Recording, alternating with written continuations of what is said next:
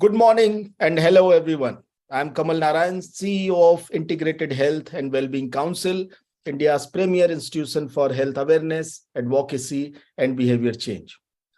Let me take this opportunity to welcome you all to this unique and timely initiative called Obesity Prevention Summit, which the Council has decided to host on the occasion of World Obesity Day. In a society that believes in overfeeding children and blatantly relates higher weight with better health and flaunts it as a symbol of being well off, it will take a lot to make them realize that we are fast getting caught in the tentacles of an epidemic called obesity. And this epidemic is killing more people than maybe road accidents and even wars in this world. Yes, you heard it right. Being overweight is killing over 40 lakh people every year around the globe. In India, the National Family Health Survey 2019 and 21 says that almost 1 of every 4 Indians is obese. Adding to these woes, the World Obesity Federation has predicted that by 2030, as much as 50% of children in India might suffer from obesity. This prediction makes it amply evident that we are dangerously close to becoming an obese nation. And as I said in the very beginning, unfortunately in our country, the most significant myth associated with being overweight is that people look at it as being healthy. And I'm sure now you will all agree how urgently we need to change such a notion. Talking about the factors that have given rise to obesity, apart from having a genetic disposition to this condition, Indians have started living a highly sedentary lifestyle along with an ever-increasing influx of junk food and plethora of unhealthy choices. Obesity and malnourishment are two sides of the same coin, and it is often rightly remarked that our children are overfed but undernourished. While our per capita income has increased, the same has not translated in better nutrition in our plates. Ironically, both well-to-do and economically weaker sections are being impacted by malnutrition, including obesity, because both have easy access to high-calorie, ultra-processed food in our country today. And along with this, in India, we also need to urgently address the issue of stigma, misinformation, and several myths related to obesity. And aptly, the theme of this year's World Obesity Day is also about changing perspectives, talking about obesity, misconceptions, avoiding shame and blame, and minimizing the efforts to address obesity as a complex system issue that needs coordinated action across all levels of society. The government has launched many initiatives for a healthier nation, from Fit India to getting 2023 declared the International Year of Millets by the UN General Assembly, to launching the National Digital Health Mission, which will go a long way in providing sustainable solutions to health problems, including obesity. However, specific schemes as well as policy regulations to tackle the problem of obesity needs to be brought in, keeping in mind the urgency of this issue. Marketing regulations for packaged food, emphasis on open spaces or public parks, infrastructure, and listing obesity under NCDs are some of the pertinent questions to be discussed in this opening session of the summit today. So before commencing the session, I welcome all of you and our experts to this summit, which is also focused on a very important point of that we need to bring an attitudinal change towards obesity. That is the first steps towards tackling it. So the first session of this summit today is titled as Tackling India's Silent Epidemic, highlighting the policies and strategies for obesity prevention. And for this session, we have with us Dr. Pradeep Chaube, Chairman, Max Institute of Laparoscopic, Endoscopic and Bariatric Surgery, and Chairman of Surgery and Allied Surgical Specialties at Max Healthcare. Dr. Chaube is known for his conviction, commitment, and compassion in his 45 years of experience in the surgical fraternity of the country. He is known for his pioneering work in laparoscopic surgery and has been awarded the prestigious Padma Shri for his immense contribution in the laparoscopic surgery landscape of India. So welcome Dr. Chaube to this panel. We also have with us Dr. Sanjeev Kumar, Member Governing Board, National Institute of Health and Family Welfare, Ministry of Health and Family Welfare, Government of India. Dr. Sanjeev has more than 4 decades of experience in public health across 29 countries. He is a renowned expert on all aspects of public health, ranging from preventive and social medicine to leadership and strategic management in health and health research. So welcome, Dr. Sanjeev, to this panel. We also have with us Dr. Bijmohan Makkar, President of RSSDI. He has been an active member of the Indian Medical Association and has contributed immensely to the working of the organization in various capacities. His areas of interest are diabetes, obesity, and metabolic syndrome management. And Dr. Makkar is a staunch advocate of healthy lifestyle and work relentlessly to create awareness on the same. Good morning, Dr. Makkar, to the panel. Morning, everyone. And last but not the least, we also have representing the industry, Mr. Vikrant Sotria, MD of Novo Nordics. Mr. Sotria has been a distinguished and illustrious career spanning over 20 years in healthcare industry, focusing on marketing and business development. In India, the focus of his work is on innovation and R&D to ensure affordable and quality healthcare and medicines for all. So good morning, Mr. Sotria, to the panel. So let's begin that panel today. And I will start with Dr. Chaube. Dr. Chaube, I have tried to touch upon some of the, the aspects of obesity as a problem and obesity as a, silent epidemic in our country. I would like to hear from you that what has been the magnitude of this problem, because, on the surface, we many times, tend to miss out on the fact that obesity itself is becoming a major, kind of cause or contributor to the increasing burden of NCDs and, untimely deaths in our country. Dr. Chaube, you are mute. It's a great honor and a pleasure to be with you all, the so-called serious workers. And I think Bridge will recollect that we have provided the white paper to the government of India way back in almost about, I think, 15 years back.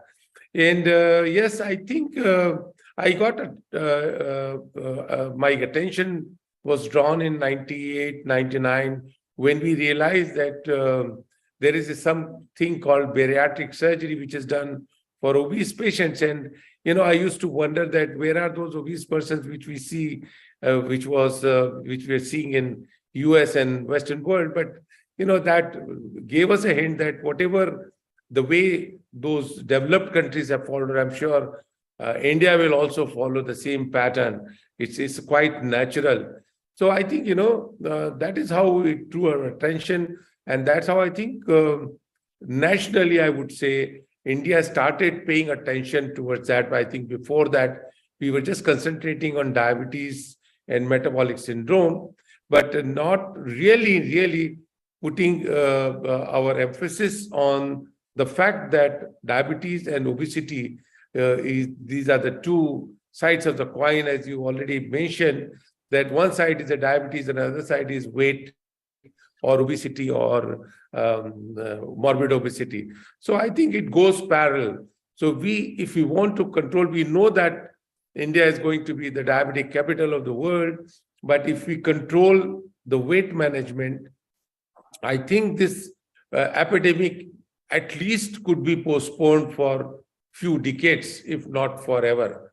So I give a lot of importance to weight management, which is integral part of any metabolic syndrome management or a diabetic management in today's concept of the situation. Thank you so much, Dr. Chaube. A very important aspect, that if we want to address the problem of growing NCDs and especially diabetes, weight management and I think the very awareness and realization among our population that weight is an important factor when it comes to preventing these diseases and these conditions. Let me go to Dr. Makkar, because Dr. Makkar also need to, kind of get out of this panel for some time to take care of some other important work, and he will be coming back. But before he goes, Dr. Makkar, so as Dr. Chaube has identified and has also highlighted that if we are looking at addressing the problem of NCDs and diabetes, also weight management comes at an important steps towards this. How you look at this problem from the lens of RSSDI, which is committed towards, kind of addressing the diabetes challenge of the country. You putting a lot of attention and focus on preventing diabetes along with the management of diabetes, because we are lacking at both sides. How do you see obesity or increasing problem of overweight, which is being contributed by multiple factors? So how do you see this problem? How it is, kind of creating a pathway towards these NCDs, which become a major, kind of compromise on quality of life, as well as the, kind of the overall mortality for the country? Thank you, Kamal. I think, you in your initial introduction highlighted quite a few significant points about obesity and, very focused remarks from Dr. Chaube about obesity. As you mentioned, obesity is a major epidemic currently. And today morning, I tweeted that obesity is mother of all diseases of adult life. Let us take it seriously. How to tackle obesity? First thing is, once you have to address a problem, first thing is you identify the problem. Issue is that do we identify obesity as a problem? The answer is no. As you mentioned, even now, most of the people in country feel that somebody is overweight or obese is possibly well off or well-fed, or belongs to a well-off family. And I think there is so there is nothing wrong in that thought also, because if we look 30 years behind, backwards from here, we evolved from a poverty-driven society. We were talking, every political party had the main slogan was Garibi Hatao. People were undernourished. Now, that time the word used was malnourished. But soon we realized that malnourishment is not only undernourishment, it is overnourishment also. And that is where obesity stands. So first thing is, if we have to tackle obesity, we have to identify obesity as a disease, which is missing in the scene as of now. Technically, Dr. Chaube, just mentioned, we have been working on obesity for more than 2 decades now. And we first, gave the first consensus on redefining obesity in India way back in 2008, where Dr. Chaube, myself, and Dr. Noor Mishra were in the part of the steering committee.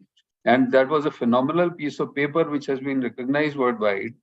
And for India, the cutoffs for obesity are lower because, unfortunately, because of our ethnicity, we have much higher percentage of fat in our body as compared to the Western people. Now, while we think of weight, we don't realize that this weight is fat. Obesity, when we say obesity, it doesn't mean just body weight. Problem is we cannot measure fat directly. So we measure weight, and weight is a surrogate measure of fat. So once we start correlating body weight with body fat, and if you see that you have excess fat, body weight, that means you have excess fat in body, which is going to harm you. Then possibly the attitude will change. So it is not just excess weight, it is excess fat that is problem. Now you also mentioned obesity is killing people. Currently, the prevalence of obesity in urban population is anywhere around 35 to 50% of adults. There was a big study called ICMR and DAP study looking at prevalence of diabetes across country. whatever state has the high prevalence of diabetes has the high prevalence of obesity. And there is strong data worldwide that as the prevalence of obesity increases in a population, so does the prevalence of diabetes and cardiometabolic diseases. So obesity is kind of a driver for the ongoing epidemic of not only diabetes, but also cardiovascular diseases. So if we have to stem all these problems, we have to tackle the root of this, and root of this is obesity. And how we tackle is, first thing is, we start identifying obesity as a disease, not as a sign of wellness, not just as a cosmetic problem, not just as a body shape or a body form which is different from others. As you mentioned, obesity kills. Before it kills an individual, it kills self-esteem, it kills self-confidence, it kills quality of life, it leads to depression, and then it kills. So it is not just killing a person, it is killing the whole lifespan of the person. And that is what is important to understand. So I think it is a major healthcare problem. It needs to be identified and taken seriously. It is to be taken as seriously as one takes a heart disease. If somebody gets a heart attack, one becomes serious. One doesn't become serious after getting diabetes. They don't realize that 80% of the people with diabetes will get a heart attack. But once they get heart attack, then they become serious. Similarly, once they are overweight or obese, they don't become serious. But they get heart attack, then they become serious. Now the whole story of diabetes management has changed. And earlier we were talking only of glucose management. Now worldwide we are talking glucose management and weight management. And if we do good with weight management, we can reverse diabetes also. And we can reverse the risk of so many cardiovascular diseases.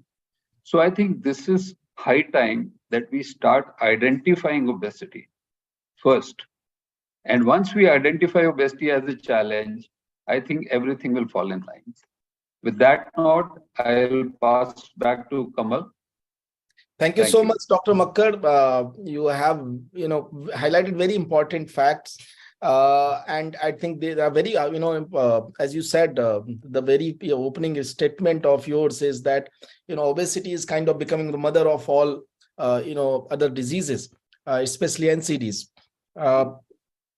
It is not just NCDs. It is not just NCDs. Actually, people don't realize that it is possibly precursor to all kinds of cancers also. There is a list of almost 240 diseases which are predisposed to by obesity. How many? 250? 240 odd diseases. Wow. Yes. So, and also you have highlighted another important thing that, just being overweight is not, alone symptom of obesity or obesity, that we also need to look into the facts. We'll come into that, for that also later, once you are back from your, other engagement, Dr. Makkar. Let me go to Dr. Sanjeev Kumar now. Dr. Sanjeev Kumar, Dr. Makkar has highlighted quite a few important things, and, a problem which is leading to multiple major, challenges for the society in terms of the disease burden, whether it is diabetes, whether it is, cardiovascular problems, NCDs, multiple other cancer, and as he mentioned, 240, odd diseases, which can be caused by something which is being overweight. From being a public health expert, how do you see it as a public health problem? And what are the, the interventions, you see are going to be critical or are critical in terms of managing it from the public health point of view, from the system point of view? Because obesity is also not, it's an environmental challenge as well. It is not just depend on your personal choices alone, because at the same, you also have to see that what is being fed to us, we don't have the direct, kind of control on it. We don't know what is being served to us on what kind of labeling, and we have very less, kind of regulations, or not those effective regulations around us. Sorry. So how do you see it as a public health problem, and what interventions you feel are important to, kind of address it? Thank you, Kamal. I thank Kamal Narayan, Asavri, Himani, and the rest of the IHW team. And you always are addressing various public health problems right in time. Today is World Obesity Day, and it is very appropriate that we highlight importance of this. It is also an honor for me to be sharing the platform with Dr. Pradeep Chaube, Vikrant Shrotriya, and Dr. Makkar. And coming to your question, Kamal, we start with the theme of this year. And what is the theme? Changing perspective. And as Dr. Makkar said, हम लोग किसी को मोटा देखते थे ना, all our life we have looked at that, and Dr. Pradeep is around my age. We used to say खाते पीते घर का लगता है. We have to change that perspective. And second change in perspective we need to bring in, obesity is one form of malnutrition, which Dr. Makkar said earlier, but it is not in isolation. A person who is obese can also have micronutrient deficiency. When I was working in Iraq in late 90s, more than 50% of the population was obese, but they had high prevalence of anemia. So, last year you had a Poshan Ma. You had a campaign for one whole month addressing various nutrition-related issues. So let's not look at nutrition, obesity in isolation. Let's look at nutrition in a comprehensive manner. Coming to obesity, another perspective we need to change. It's like a simple bank balance. You keep on taking calories and you don't spend the calories. So your account gets fattened, you put on a lot more weight. So you have to look at where we are spending calories and what are we eating. There has to be a balance in that. And in last year's campaign you had talked about balanced diet, what food should be promoted. I will not go into that detail. So second perspective we need to change is look at nutrition in a comprehensive manner. Don't look at obesity in isolation. Third perspective which needs to change is it needs to be addressed in a life course. And in 80s, there was a scientist, Dr. Barker, D.P. Barker. He came up with a hypothesis that those children who are born low birth weight are more likely to become obese, more likely to have metabolic disorders when they become adults. So you need to manage the whole life course if you need to manage obesity in particular, but nutrition in general. So that's the third change in perspective. And the second part of the theme is, let us talk about obesity. Obesity should become it. You have arranged this webinar for today. There will be other sessions. We should talk about it. In fact, the change will come when you have family-centric approach. Everybody in the family should be talking about obesity. Obesity is produced not in the hospitals. It is not produced in the health facilities, nor can they reduce it. They can manage, treat the outcomes, etc. It is produced at home, in the family. It is managed at home. Doctors give advice, healthcare providers give advice, do this, and this, but what is done at home. So keep it family-centric. So the discussion needs to start in the family. What are we eating? Why are we eating this? How much we should be eating? What should be the content? And we have heard Dr. Chaube and Dr. Makkar, and Kamal, you also highlighted high prevalence of obesity. As a public health person, I am concerned about high prevalence today, but I am more concerned about the rate of acceleration. The rate of increase is accelerating. By 2035, you will have double the number of obese. And another factor as a public health person I am concerned about is it is increasing faster in children. The desirable or undesirable health behavior is starting in childhood. So if you address in the childhood, then a healthy child is more likely to become a healthy adult. An obese child is more likely to become an obese adult. And all these aspects should be addressed in the policy. and also in the strategy in a comprehensive manner. We as doctors are very fond of specialists. You have specialists of every corner of the body. So they know more and more about less and less of the body. We need a comprehensive approach. All these experts should come together, bring their expertise, and address nutrition in a comprehensive manner. And obesity is a nutrition disorder, not a disease in isolation. Back to you, Kamal. We'll come back with more aspects later. Thank you so much, Dr. Sanjeev. Very important point, I think, from your input is that we have to look at obesity as a problem originating from family, as a problem originating from the society. Healthcare system can only help in managing the symptoms of it, but I will use the word originates at the family. When you say from the family, that puts the blame on the family. So at the family, I'll prefer to. Sorry. So let me go to Dr. Chaube. Well, I think Professor Sanjeev has really elaborated it so well. And I strongly feel that for last 2 decades, I've been telling, and as he said, it starts at home, and definitely it starts in the school as well. In the childhood, obesity should be the India's most concerned health problem, because almost 80% of the obese children will remain obese, and they become further obese, morbid obese, super obesity. Now, I very strongly suggest, if as a policy, if the schools have to report the BMI of each and every person, that is where the thing is. They in a PTA, they call that your son is poor in math, his English is poor, he doesn't do this, he doesn't do that.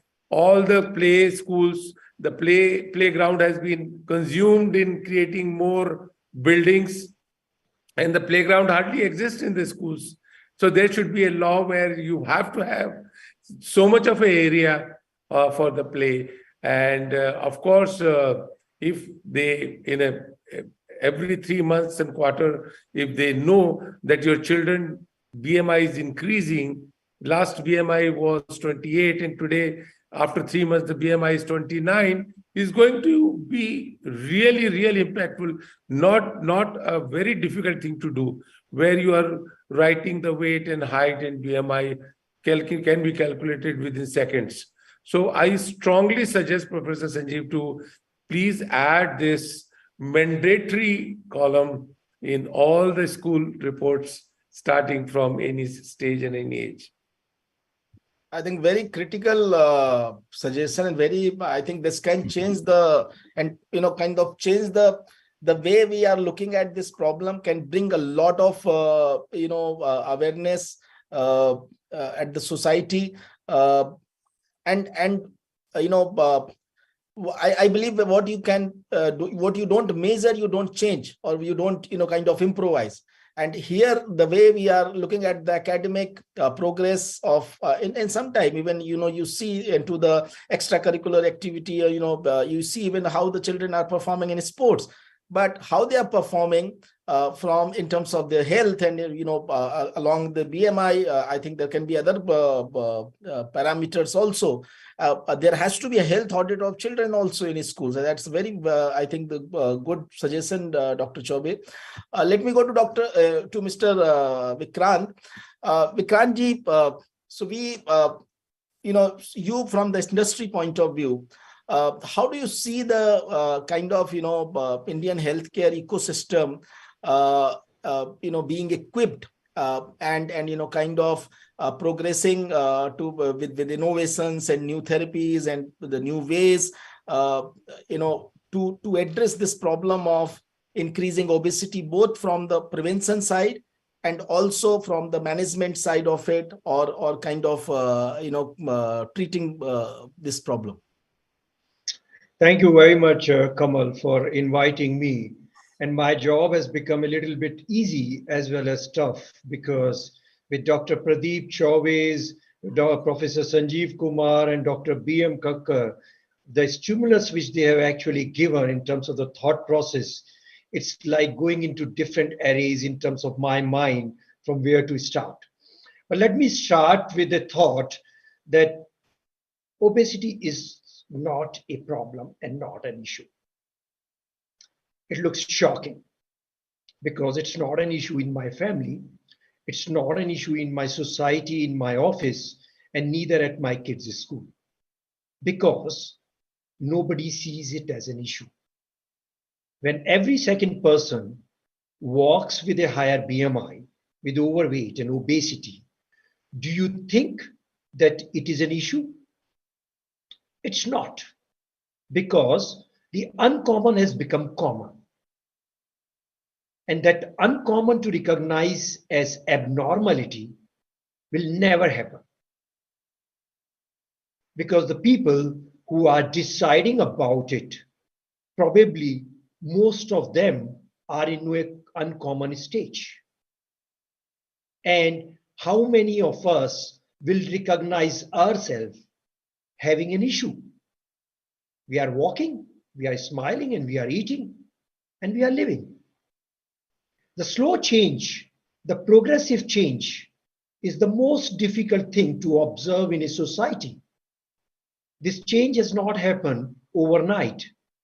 This change has happened from those thrifty genes, the tendency to prevent the famine, our genes to protect the fat in the body when the nutrition was less, the calories were less, to a stage when calories are so cheap that the food which has got higher calories is actually much more cheaper than the food with the lower calorie and full of nutrition. And this problem is prevalent across. Happened earlier in the developed world, but in developing world, it has not remained untouched. In fact, it has reached to alarming proportions. So I will only salute to Dr. Pradeep Chauvin, as well as Dr. Makka, who actually could give a thought process, including Professor Sanjeev, who could able to give a thought process 2 decades back, when at my home, I was always labeled as super thin. And I think I was right weight. At that point of a time, to think what is happening in the developed world, to have that vision that this is the area which will require some address, some concern. Now, we as a pharma company probably join hands along with the passionate doctors like who are sitting in the panel here, and that's why they are the panel, who could envisage that this can become a global and a local issue. And what we did, we got into an area of obesity management, unlike many other pharma companies who basically were at the disease areas which were more prevalent at that point of time. Obesity was not a concern, was not a concern yesterday, was not a concern today, because it is not part of the public policy in many of the countries. It's just a small concern. And I'm thankful to Prime Minister Modi to start that concern called Fit India. But Fit India is the beginning of having an inculcation of exercise. But this small step has to augment multifold to go to a platform where you can see a correction, where the childhood obesity should not multiply by 5.2% growth every year. Alarming. By 2040, we are talking about 1.9% of economic impact on the GDP. And let me tell you, that is colossal, because today, together, we don't invest 1.9% in healthcare in India. And we can have an impact alone with an obesity. This is a platform, this is a foundation, this is Genesis, this is the beginning. This is that Brahmaputra, which starts from Himalaya in the trickling, drop by drop, which cascade down as a Ganges. And it is the same thing. This beginning as a disease, as a disorder. And Professor Sanjeev Kumar talked about it's a nutritional disorder. This cascade down into plentiful disease areas. Dr. B.M. Makkar alluded to 240. You name everything from head to toe. It comes from there. We have completed as a company years into science, translating into solutions. Sometimes people say that we sell, but I can tell you the kind of science, emerging science, the cutting edge science, the innovation which we come across, and in that science, bringing all the insulin formulation. And we fought the same battle with diabetes, let me tell you. When it was the disease only for type 1, it was not so serious for type 2 30 years back, even in India, when insulin was not given to type 2. I think we are the same cusp for obesity. The sessions like this have to multiply millions to have this percolation of the thought into some action from my house, from my community, from school offices to public policy, to bring that meaningful action to reverse obesity, or at least to halt obesity, to change the perception.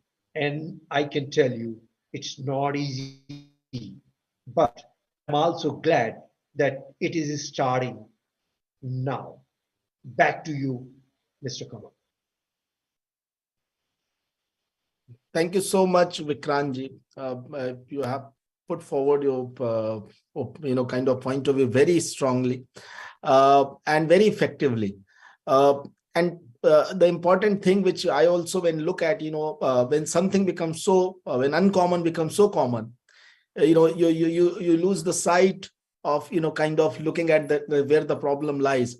And that is also important when, let's say out of 10 people, if 2 are obese, then you can blame that the problem may be with those, 2 people.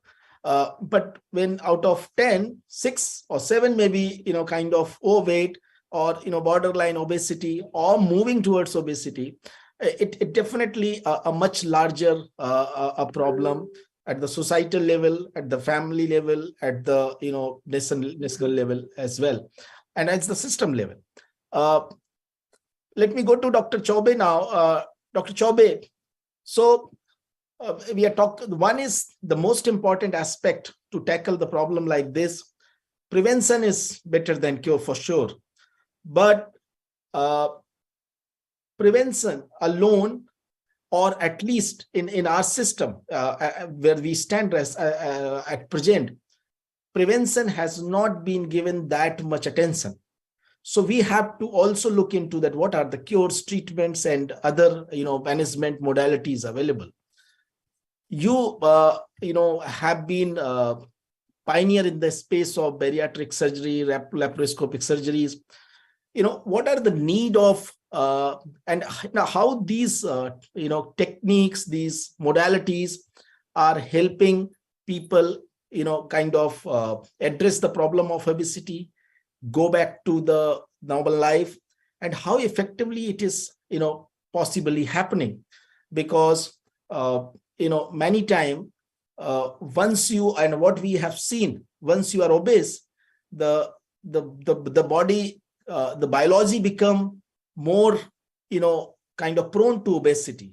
So how these surgeries, these treatments, these modalities are helping, and what are the new technologies which are kind of which people look at as a possible solution and as a rescue for them? Well, I think all over the world, I think it will all start with our intentions and our efforts. I think more than 2 decades back, the BMI was only known to the oncologist when they were calculating the dose of the chemotherapy medications. Nobody knew what is BMI. So I think, when we started this so-called our efforts, I think now we just concentrated on only one thing.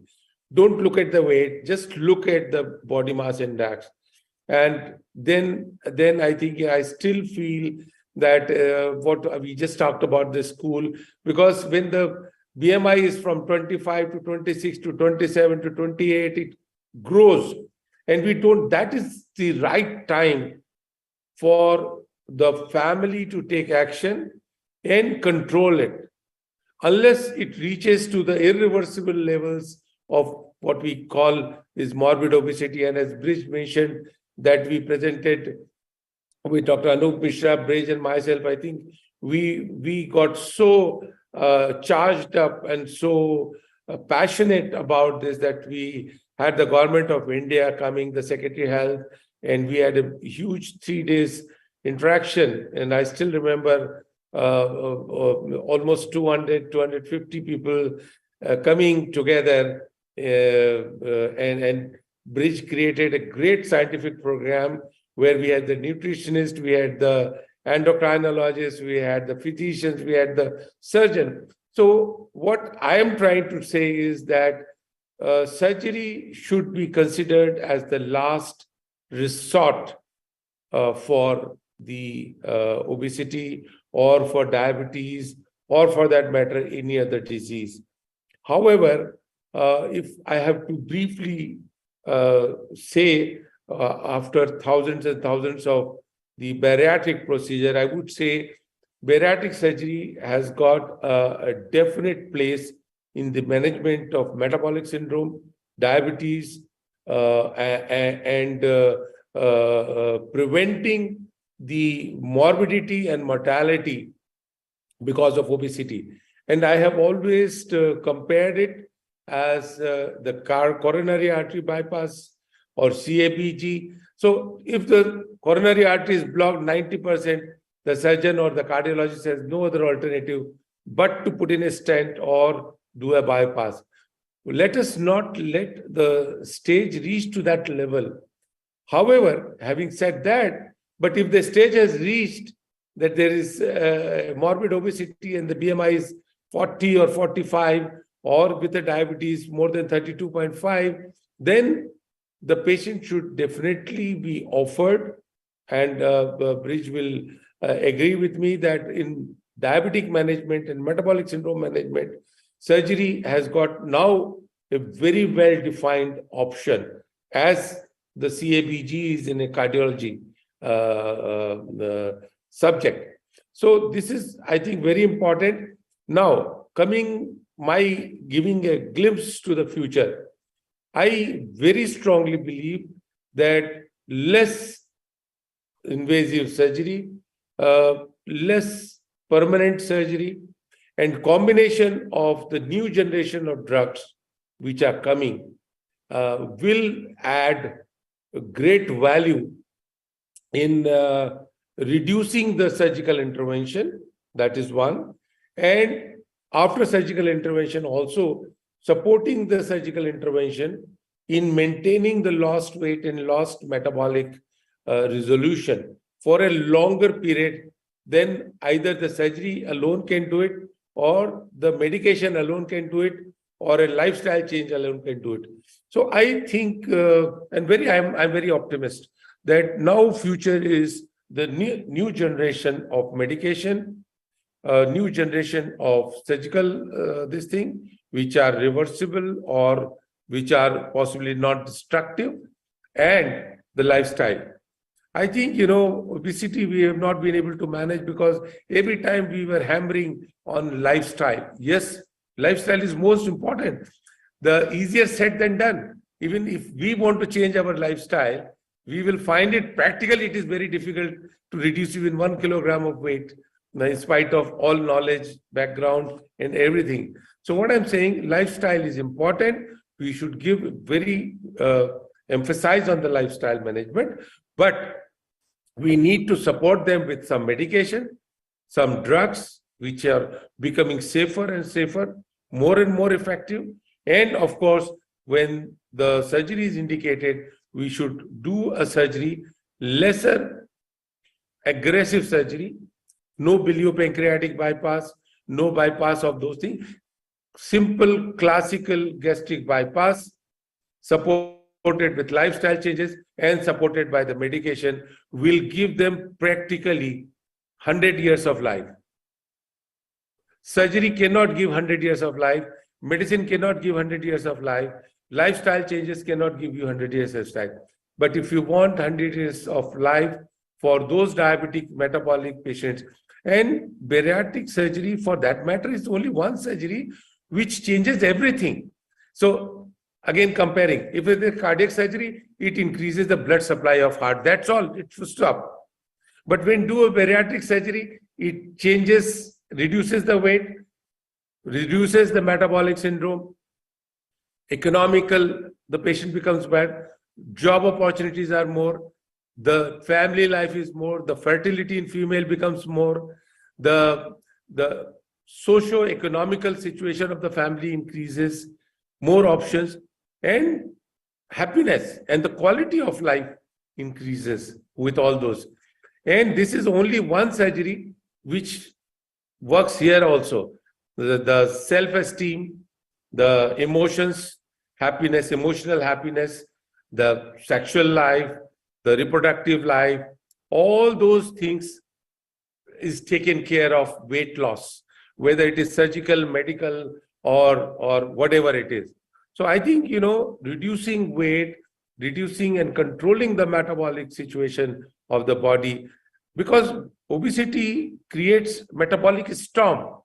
So a storm cannot be controlled by just putting in a wall there.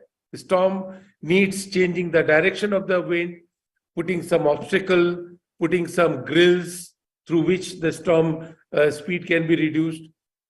So that is what, according to me, the future approach for the country should be, creating an awareness at the school so that the rising BMI is noted by the patients, the parents, and controlled. And then comes the role of our physicians, when they will say, okay, don't wait for the cholesterol level to come down, reduce the cholesterol level till the person becomes physically active. When he's active, then you withdraw the medication. And if nothing works, then finally surgery. I am one of the most reluctant surgeon. When I advise surgery, I will analyze 100 times in my mind, and I will always make an effort. Can we not operate him and provide alternative this thing?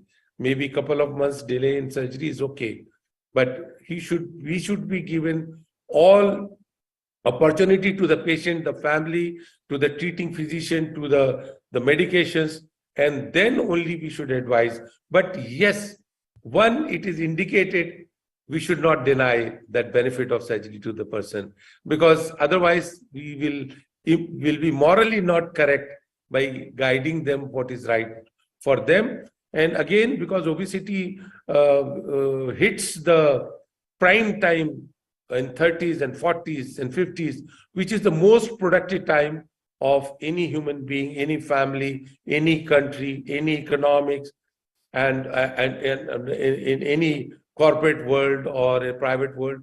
So that is the most primitive. Every month, every year of life is important.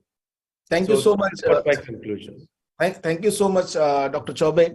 The important, you have highlighted that surgery alone should not be looked into as an kind of a way to get rid of obesity. We should have a more balanced approach, medications, lifestyle changes, and so that you can get a more sustainable outcome out of it.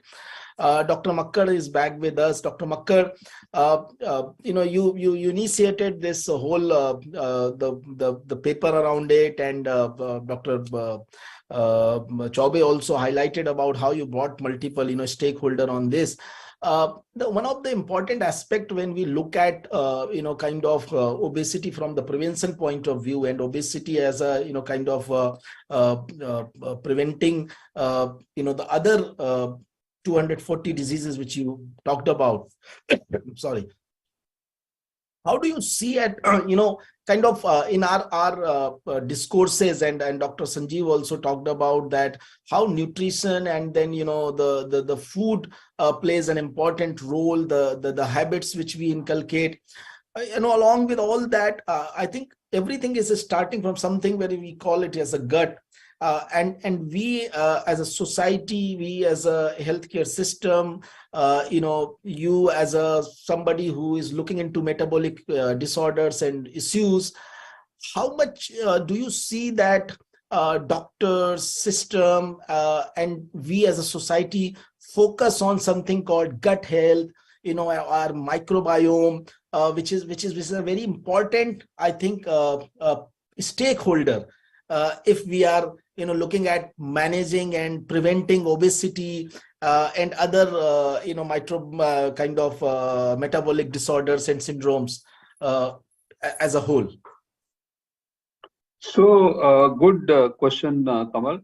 First thing is, we have to, if we have to look at prevention of a problem, first thing is we have to identify the problem. If we don't identify the problem, how can we prevent it? So first thing is that we have to identify obesity as a disease, right? What happens is, in today's world, and I am sure Dr. Chaube will agree with me, it is not my clinical practice, it is everywhere. A person walks into clinic for fever, for sore throat, for blood pressure, gets treated for the same, and his body weight or waist circumference or body mass index is not even measured. Question of noting it down is different. It is not even measured. So an obese person walks into a physician chamber or a healthcare facility, goes out of the facility without being identified as obese person, without being identified for a disease which is there, visible to naked eye. The simplest way of identifying obesity is called eyeball test. You don't need everybody to stand on a weighing scale. You look at the person, you can make out that this person is overweight or obese.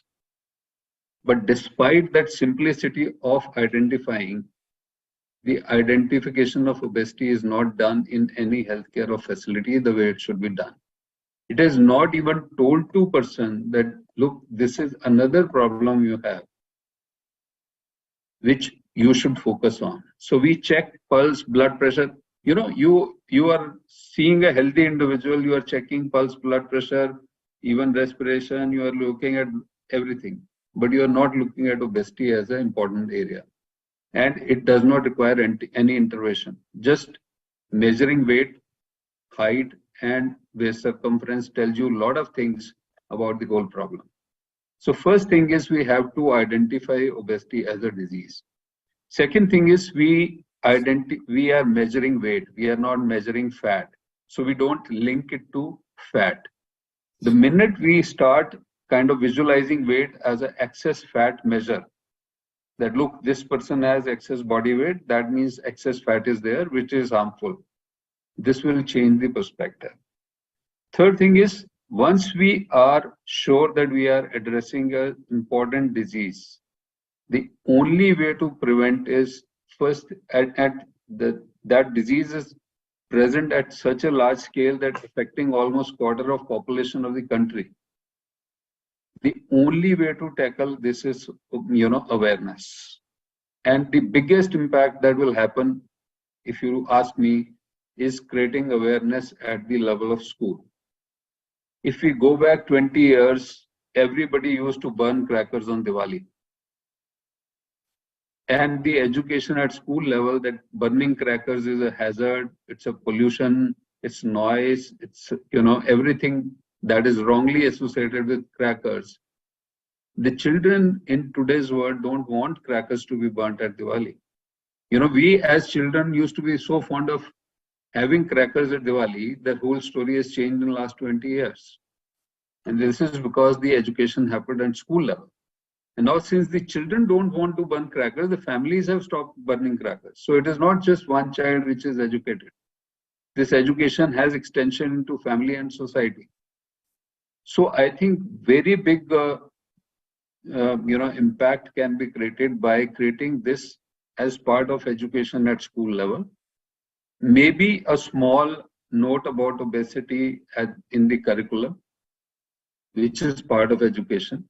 And this will have a long, very long reach in terms of preventing obesity. So even if you put, so many policies in place, there are policies like sugar tax in other countries, there's taxing high calorie dense foods, all that stuff, it doesn't work. People will eat what people want to eat. But once it is ingrained in their brain that this is right and this is wrong for my lifestyle, it is going to change. Second thing you mentioned about gut health. So what we have to understand is that obesity is not just gut problem. It is a complex multifactorial disease where your genes are playing a role, your environment is playing a role, your epigenetics, your genetic expression is playing a role, your brain plays a very important role. Your brain is wired to promote, overeating. There is one component of eating which is you eat for hunger. There is another very important component of eating is pleasure. So this is called hedonic eating. You eat just for pleasure. You are sitting at home, you are having a cup of tea and you have some cookies in the plate. You are not hungry, but you will eat those cookies. You go to somebody's place, is serving you, some fancy food which you have liking for. You're not hungry, but you will add that food. So that unnecessary addition of calories also goes on. So gut is actually one component, and gut is actually at the receiving end in obesity, not at the major cause of the obesity, I think. It is also contributing to development of obesity, but there are so many factors which are influencing the development of obesity, and it is to be treated like a complex disease. Though we do not have strategies or the interventions which can intervene at different levels of obesity causative mechanisms. So most of the drugs that we have currently or even the surgical procedures focus on gut. But it does not mean that it is just a gut problem. So that perspective also needs to be changed. And we have to identify obesity as a serious disease, as a disease which is mother of all diseases of adult life and kills the whole quality of life before it kills you. Thank you so much, Dr. Makkar.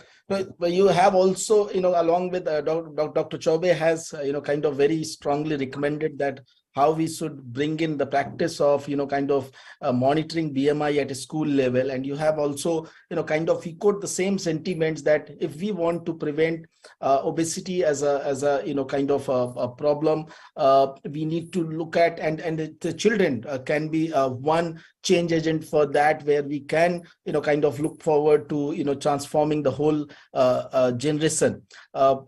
Dr. Sanjeev, and we are left with just 2-3 minutes. The speakers of the next panel has, have started joining. Dr. Sanjeev, when we are looking at that, and especially, I want to hear from you about the suggestion of Dr. Makkar that, first of all, to understand that obesity is a disease, it is important that we start looking at that as a disease, and the way he has very well kind of identified one area where we can take action, like whenever we are walking for a OPD or for a doctor consultation, our blood pressure is now being I think universally monitored. This was not the practice, I believe, that standard maybe a few years back. How the same can start from the BMI point of view. The doctors are many times kind of writing weight, but they're not going beyond that. They're not saying that you are whether overweight or you are, kind of what kind of BMI you have. So how, from the system point of view, from the public health point of view, how do you see this practice can be, kind of initiated? Thank you, Kamal. And the point by Dr. Pradeep Chaube and Dr. Brij Makkar are very important. And I am reminded, I am sure both of them will remember, in radiology department, there used to be a statement in every corridor: what mind does not know, eyes do not see. So awareness of the common public, awareness of every healthcare provider, right from ASHA up to super specialist surgeons who are doing bariatric surgery. They need to look at a person And fortunately today, you don't have to calculate BMI yourself. You Google, there are many websites who will do it for you. Just enter your weight and your height and you will know your BMI. And then if it is on the higher side, you can go and consult. So that awareness at every level doesn't need to be only in healthcare providers, in the family and everywhere. And another point I noticed, Kamal, I looked at World Obesity Atlas of 2023. Why? Because it gives you an idea where your country stands among other countries. It also gives you an idea, is the preventive and curative action working in other countries? And I found that in India has a medium prevalence of obesity, but when you compare with other countries, adults, very high rate of annual increase, 5.2%. Very, very high rate of increase in children, 9.1%. Overweight impact, and both Dr. Makkar and Dr. Pradeep Chope highlighted what impact it has on individuals, what impact it has on the family, and then what impact it has on the society. The hospital get overburdened treating with obesity or related diseases. And Dr. Makkar said very, very well that yes, obesity is a disease, but it opens floodgates of so many other diseases. We saw in COVID, obese people were more likely to have adverse outcome, more likely to go to ICU, and more likely to die. So it opens floodgates for various other non-communicable diseases have been highlighted, but the outcomes of infectious diseases also is much worse among obese people. The third point I want to make, where are we as a country? We are average. We are not doing as much as we should be doing. But the good news is that obesity prevalence has started coming down in many developed countries. So we have to focus on prevention, and prevention, as I said, starts at home. And everyone, right from policy level, schools, workplaces, not just schools, workplaces also, you need to create an environment that BMI is measured and people take action. So I'm optimistic, provided we take whole of government approach, not just one department. As you know, I was in Geneva for 5 years. My office was 5 kilometers. I used to walk to work every day. When I came back to India, I couldn't even cross the road at the zebra crossing because there was no space. There were vehicles. And some of my friends advised, Sanjeev, you are safer in the car than on the road. I stopped walking on the streets of Delhi. So it's municipalities, it is local government, they all have to put in place actions which will reduce obesity, and whole of society approach. Everybody in the society have to do it. And as I said earlier, Dr. Chobe also said, I am also optimistic. Some of the developed countries have shown the way obesity can be reduced. And let's all work towards it. And I'm sure we will find, India is very high in increase of obesity. Hopefully we'll come down and go to the peer countries which have not as high increase in obesity. Absolutely, sir. Being optimistic is very important. And also along with that, we also need to put our effort on the right direction. A very quick remark, and I'll, kind of call it a closing remark from Mr. Vikrant, because then I will be handing over the panel to the next set of speakers, and our moderator for that session is already joined, Mr. Sahil.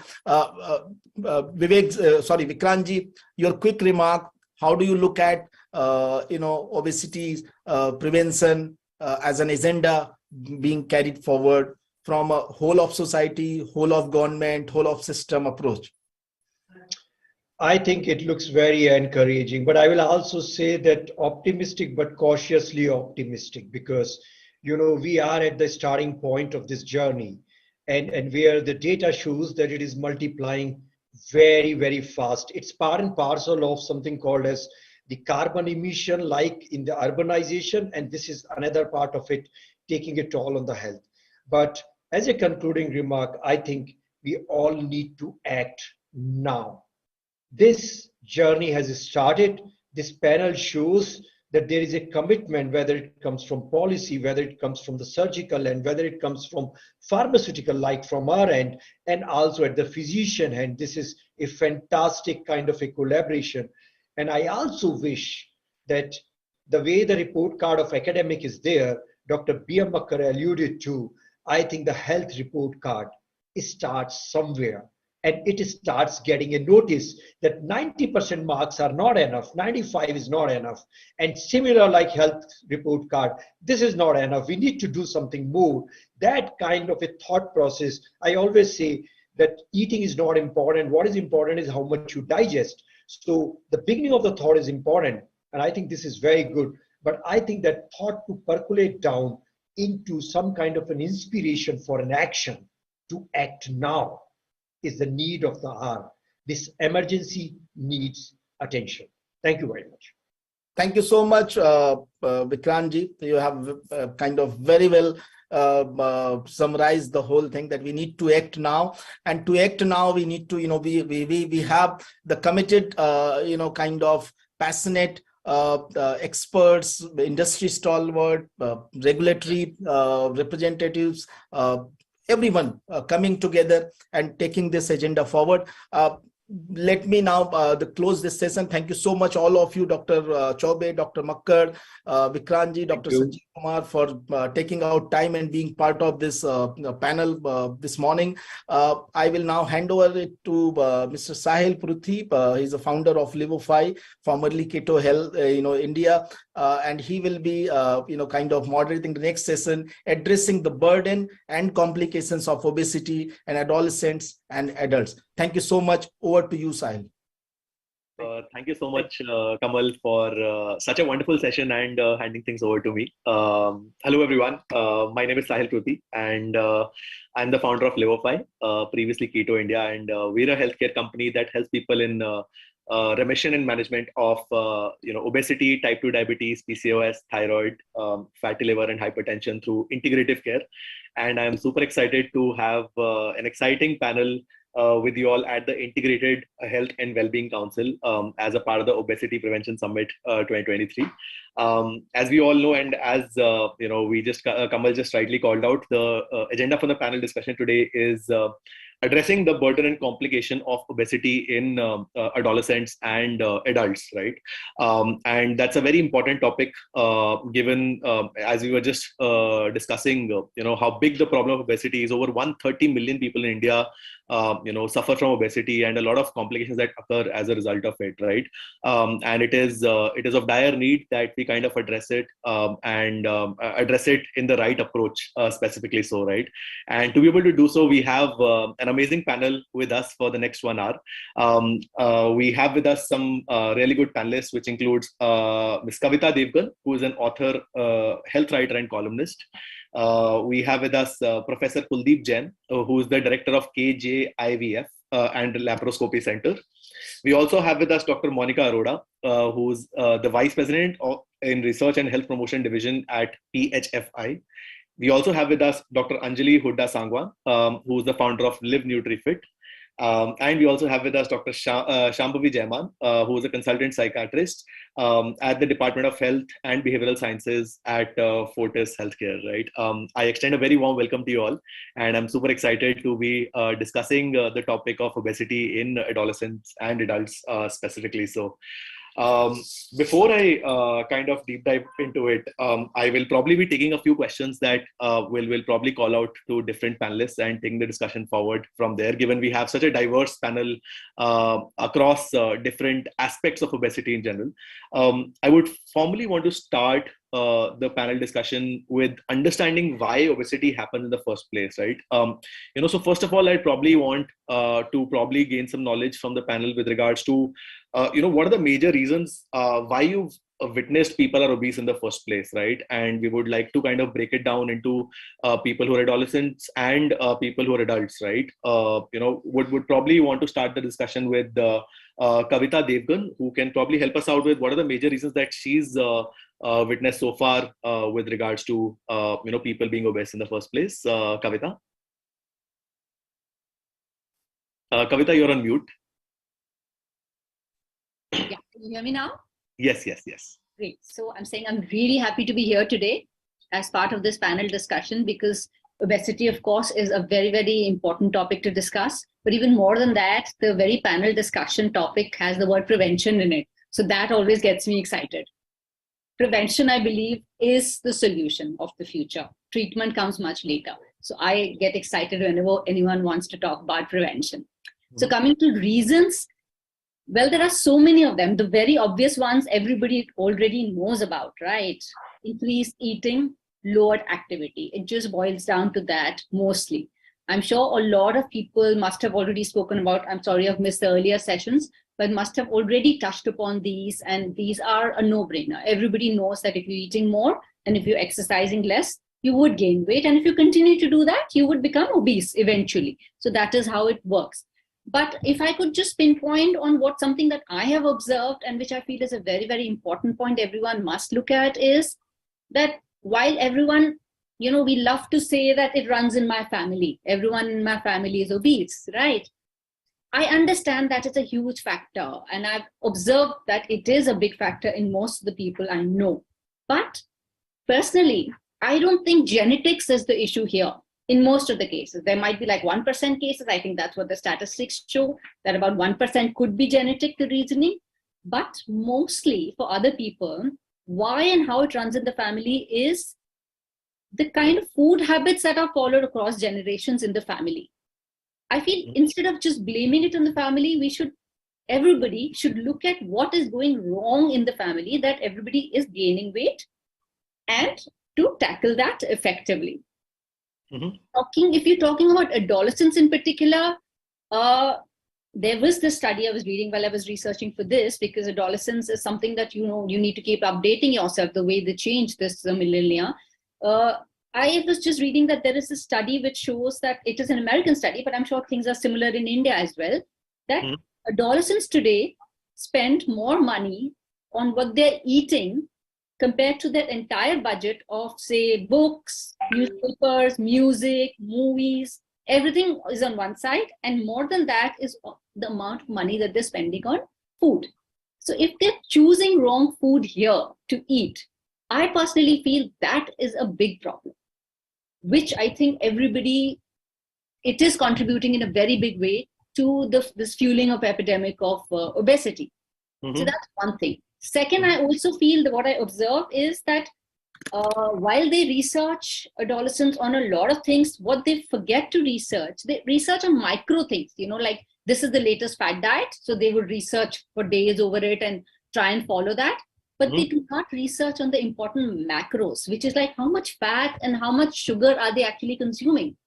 Most children, or most adolescents, I would say, that I come across are eating more than 4 to 5 times the RDA of fat and sugar that they need to eat.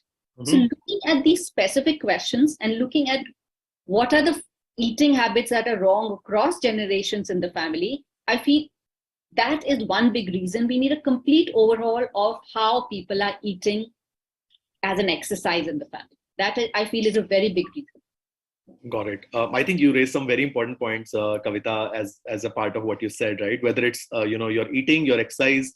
Obviously, you also mentioned about eating habits in the family in general, right? And I'd love to kind of deep dive into that as we kind of go ahead, and how we can kind of fix eating habits or familial eating habits and figuring things out, right? And one more very important point is obviously counting the macros, which is something that a lot of people might not be aware of, but how do you make it more scalable is something that I would definitely kind of want to go ahead with, right? So thanks for raising some very important points, Kavita. And I'd probably want to take this question to Dr. Shambhavi, who's a consultant and a psychiatrist, right? And some points that Kavita mentioned with regards to people spending, or adolescents spending, a lot of money on food in general, and especially even adults. The obesity rates are rising significantly. So, and that's what we see internally in our company as well, right? Given your experience in psychiatry and understanding people's mindsets, would love to understand what are the reasons that you've seen in patients on a mindset level or other levels that you've seen that people end up binge eating or becoming obese in the first place, right? So would love probably some thoughts from your side as well, Shambhavi. First of all, thank you so much for having me here. It's a pleasure to be here with so many, Digdijits. I absolutely agree with Kavita ji that, the eating habits of people are one of the main reasons, and another major reason for obesity in adults as well as in adolescents is the lifestyle, in terms of, the sedentary lifestyle. We are all sitting, we hardly have time to get out, exercise. We don't have the amenities sometimes to go out. Like I heard Dr. Sanjeev saying in the previous session that, when he was in Geneva, he used to walk 5 kilometers to his work. And when he shifted to Delhi, he stopped walking there because there's no path or there's no walkway where he can do that. So that is something which was, quite striking to note, that, it's also the environment which plays a huge role, including the lifestyle. Now, coming to what you said, that what are the reasons as to why one would be eating in a pattern which could lead to obesity? When we talk in terms of mental health, I think we need to keep in mind there are multiple mental health related conditions which affect appetite, which affect the way we eat, and vice versa. It's that, our eating habits can lead to certain mental health conditions. So the most common thing I would say is anxiety. We get a lot of people coming in and saying that, we feel anxious, we binge eat, or we eat a lot. We probably eat a lot of sweets. Most of them say sweets, and that sort of helps us calm down.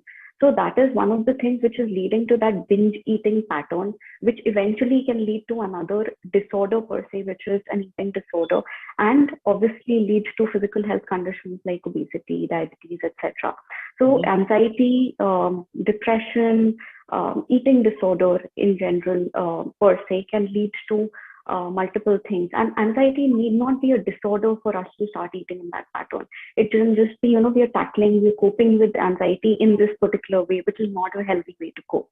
So I think these are the things which we need to keep in mind. Obesity is not just arising from, the eating habits or the sedentary lifestyle, but also a lot of other psychological related concerns like anxiety, depression, etc., where it can lead to obesity. Right. Shambhavi, just a follow-up question to that. Is there some way what are the other ways that one can manage anxiety better, or maybe not have anxiety at all? Because, we're all going through stress, we're all going through a lot. And there's always a lot on our plate, whether it's adolescents or adults or busy working professionals, right? So is there a better way to handle anxiety, or maybe have less of it to kind of not have this situation in the first place?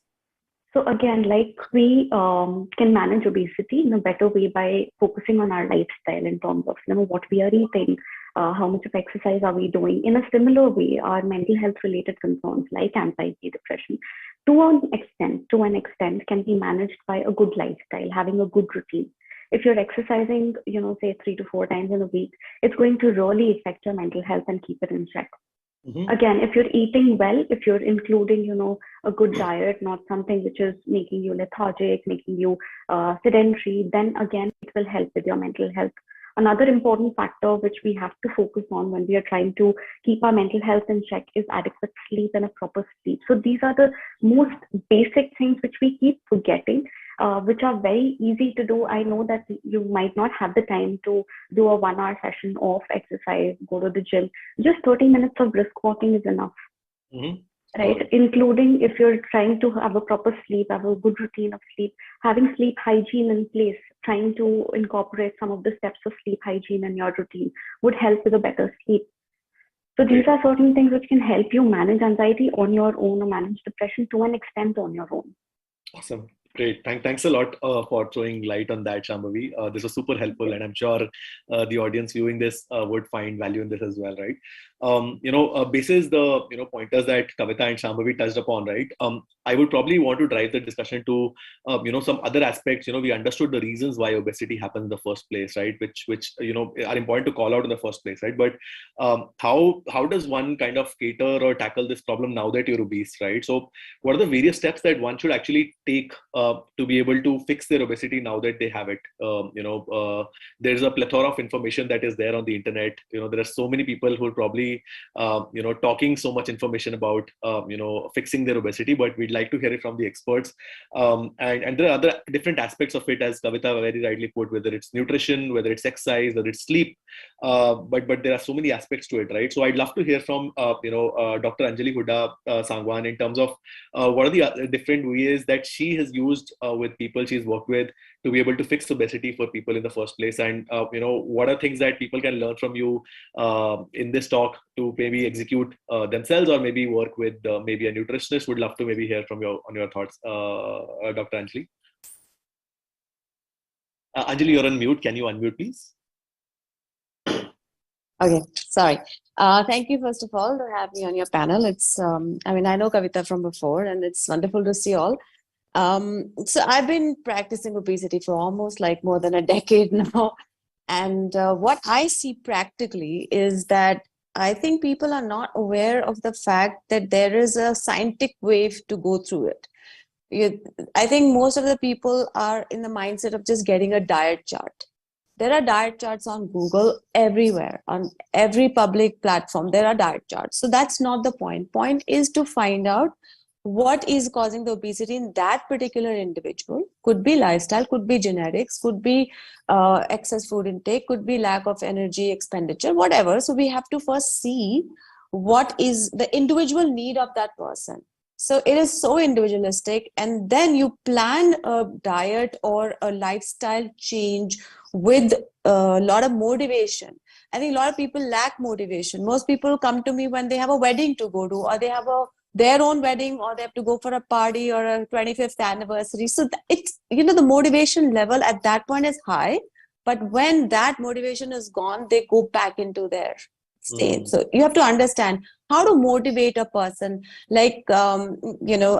Shambhavi, I think when she was mentioning about, psychological aspects of treating obesity, that's exactly one is motivation.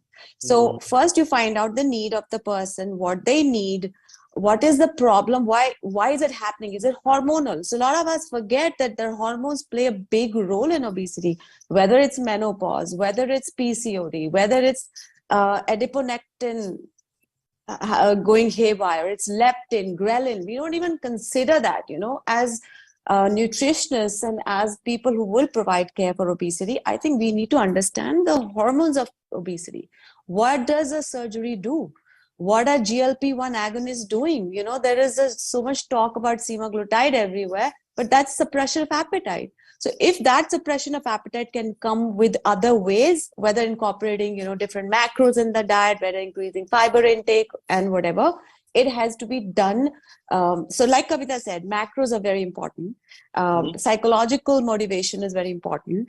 They have to understand what kind of exercise is more sustainable for them. A lot of people join the gym for like a month and they want magical results. They have to understand if they have comorbid conditions that are contributing to their gaining weight. Maybe somebody has a bad leg and they can't move. So what else can they do to have movement? So these are the aspects that I touch on. It's very practical. It's scientific, using scientific data.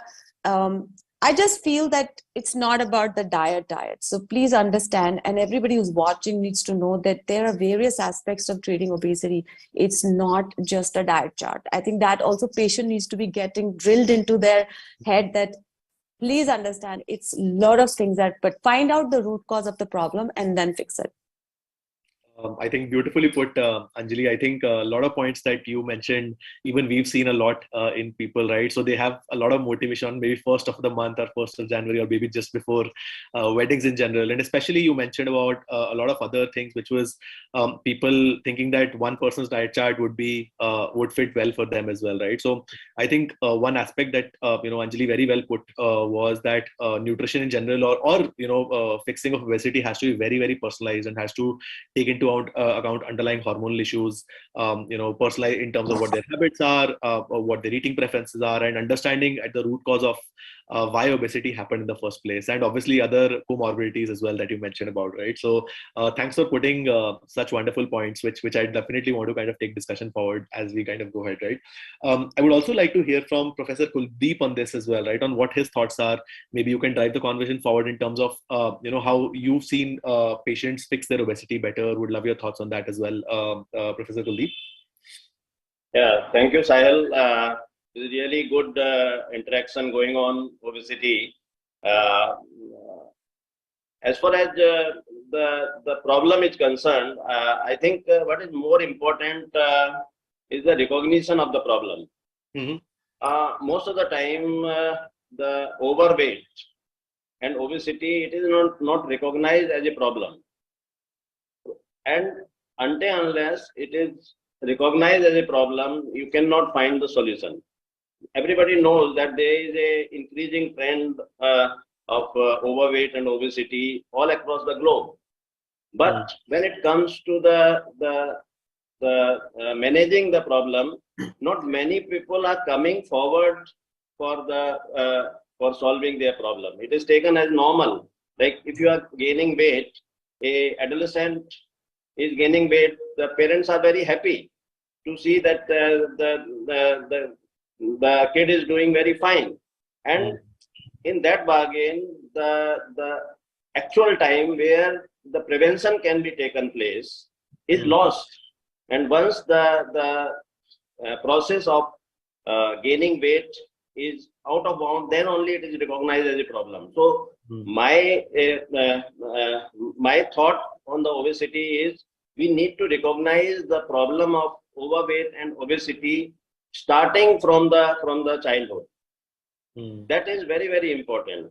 Second thing, as the discussion was going on, the problems, and most of the discussion is being focused on the diet and lifestyle, but there are other causes also which needs to be taken into consideration, whether it is adolescent or adult.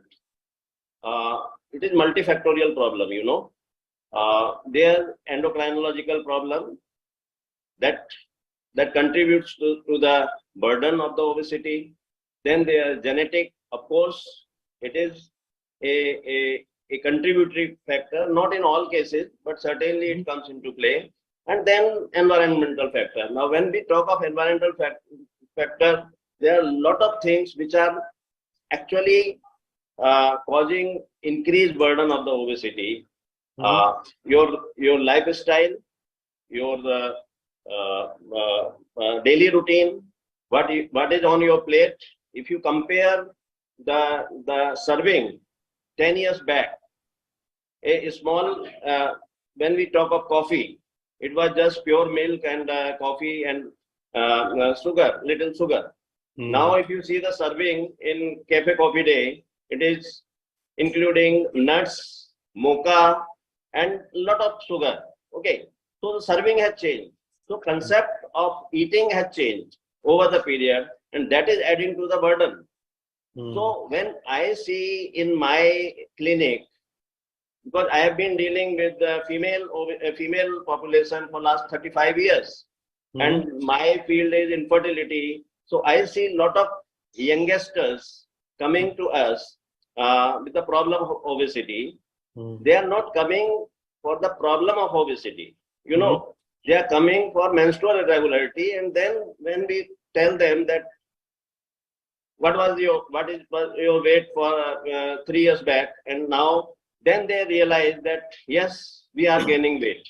Okay, so understanding that you are putting on the weight is secondary. The people come to us as a clinician for other problems, and then we recognize that we tell them that you are overweight and this is one of the cause of your hormonal imbalance. Okay, and so recognizing the gaining of the weight is very, very important, and that has to come from the childhood.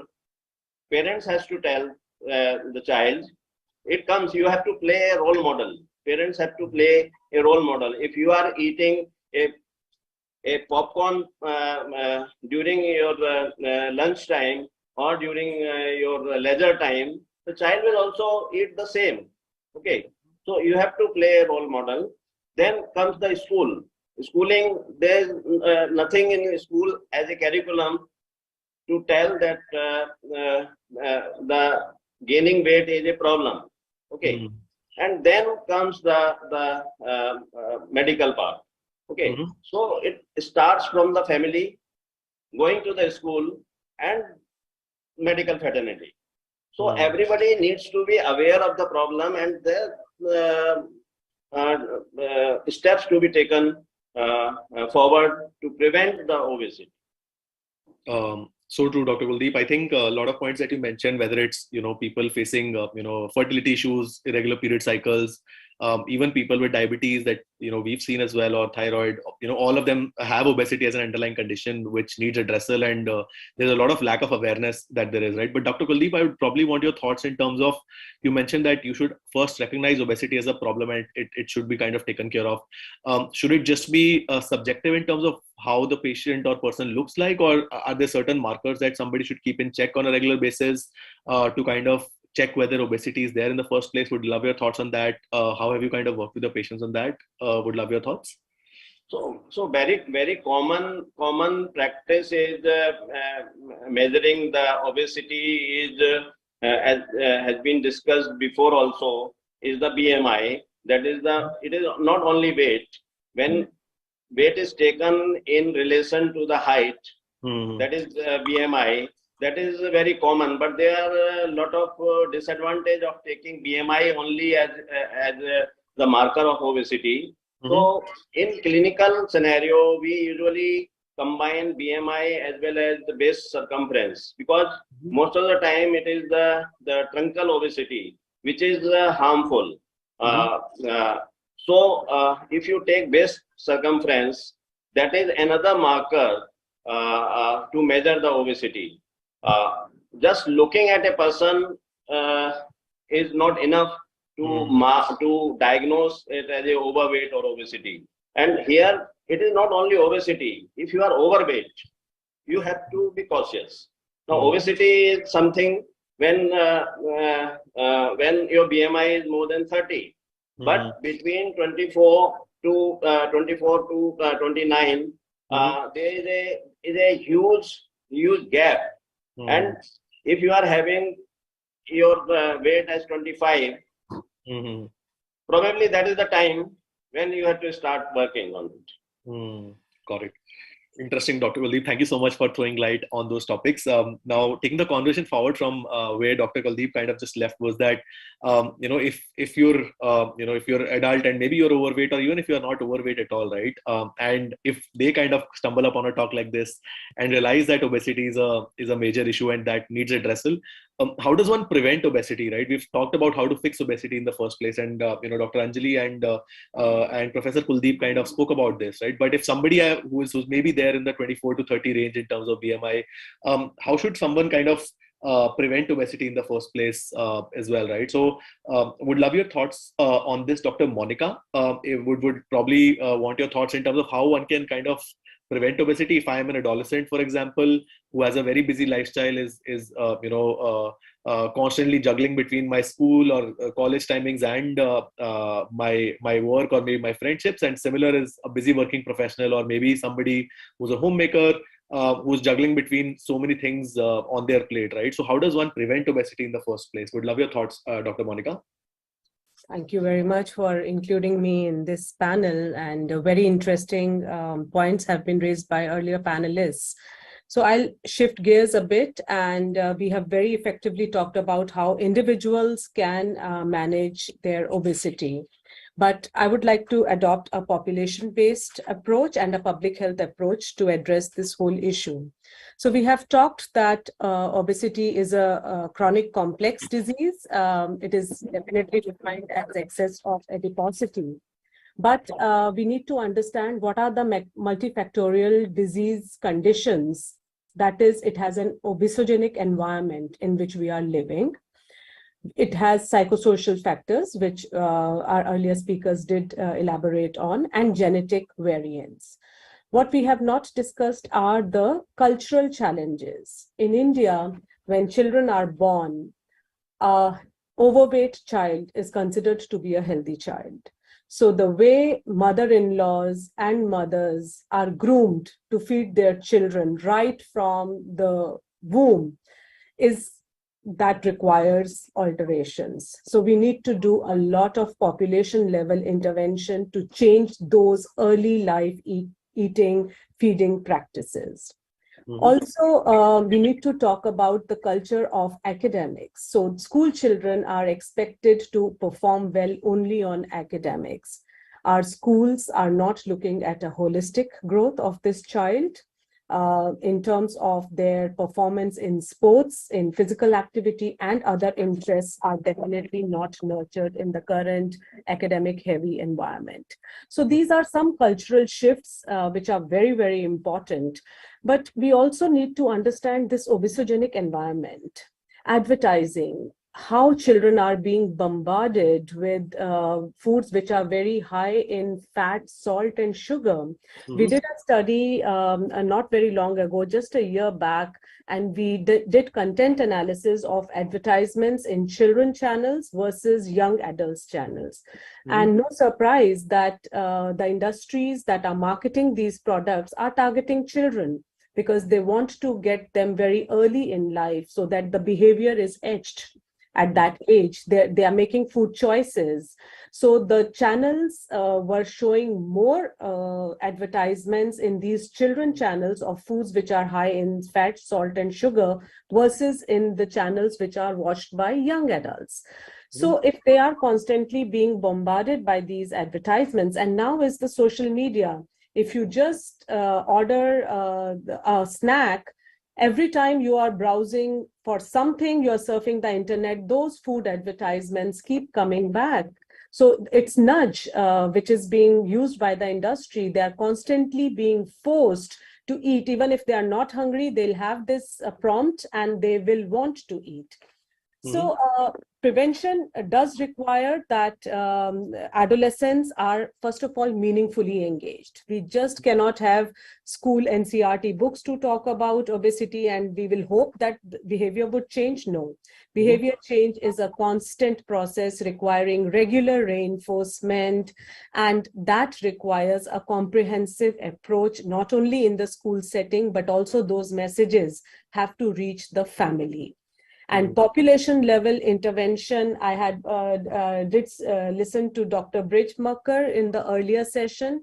I would beg to disagree when it was said that increasing taxes on foods which are high in salt and sugars would not impact. It does bring about population level changes. Yes, individual level interventions are different, but population level interventions require comprehensive advertising restrictions, regulating it so that children are not bombarded with it. It does require an individual behavior change. So meaningfully engage adolescents in these interventions. You cannot change the school canteen and say from today we are not serving soft drinks or sugar sweetened beverages in school canteen. Let it come from them. So there is a consortium which is working on engaging adolescents meaningfully. This is called Let's Fix Our Food campaign, which is with National Institute of Nutrition, Public Health Foundation of India, UNICEF. Together, they are engaging adolescents. They have been trained to become champions, and they are working in their schools to change the school canteen menu themselves. So if it is a change they have brought about, then they would not go back home and get what they want to eat. It's because they have introduced that.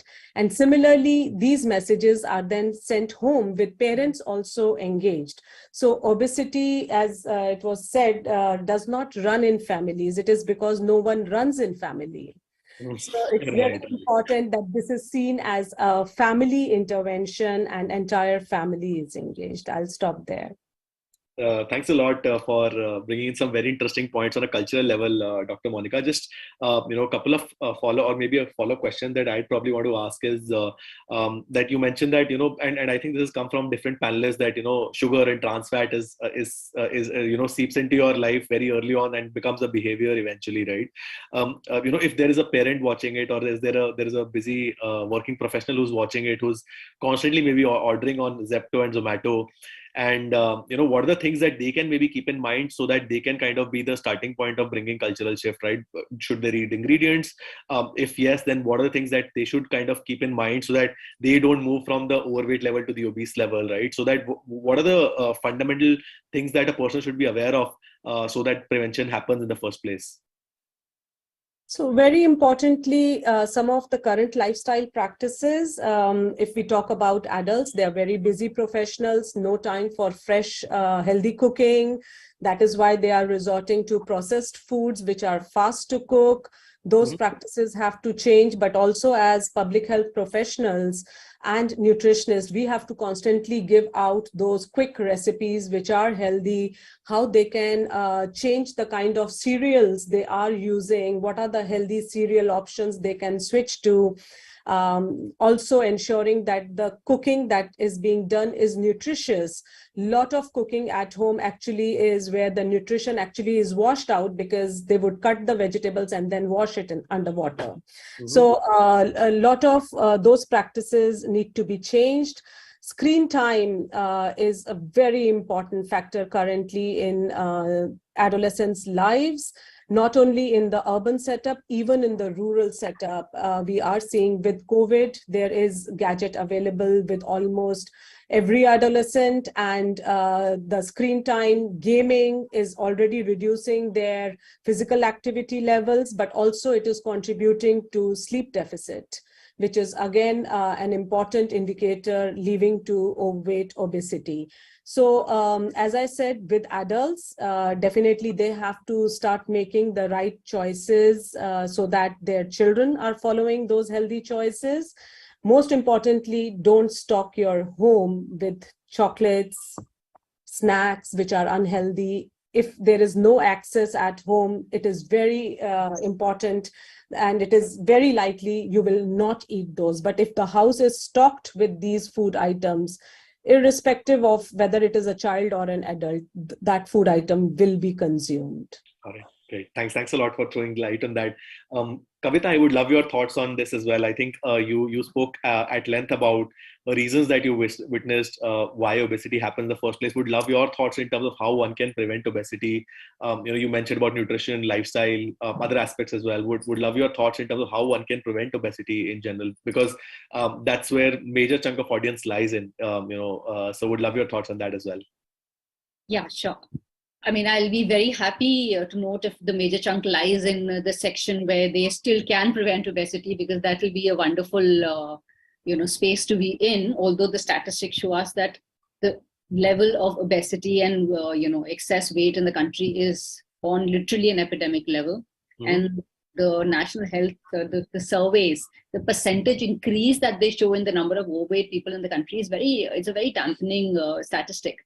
But prevention, like I mentioned, is the only solution, I feel, in terms for everything, but particularly for excess weight. For prevention, the most important thing is to look the way what Dr. Anjali mentioned is actually the crux of it. You have to look at weight and weight gain and weight loss in a whole soul, literally, I would say SOUL way. You can't look at any individual aspect of it, because every single thing that you do in the day or not do impacts your weight. So whether it is what you're eating, whether it is what you're not eating, and also whether you're sleeping enough or not, whether you're exercising or not, whether you're stressed. So every single thing has an impact on some part of your body, whether your mind or your hormones or your fat cells, and contributes to weight gain or weight loss. So it has to be, I feel, for prevention, we need to live a lifestyle that is conducive to keep us at our optimum weight. And that lifestyle is not very difficult to follow. There are very broad rules, maybe just about 4 or 5 that people need to follow, but stick to them for long term. And this band-aid approach of, okay, I've gained 5 kilos, let me get rid of these 5 quickly. That quickly word is something that I hate, I've come to hate. And then I will, worry about the rest later. That never happens. This band-aid approach is the worst possible approach one can take for weight loss or for prevention of weight gain. You have to change your habits. I mean, this is what I've written about in every single book of mine. The change has to come at the habit level.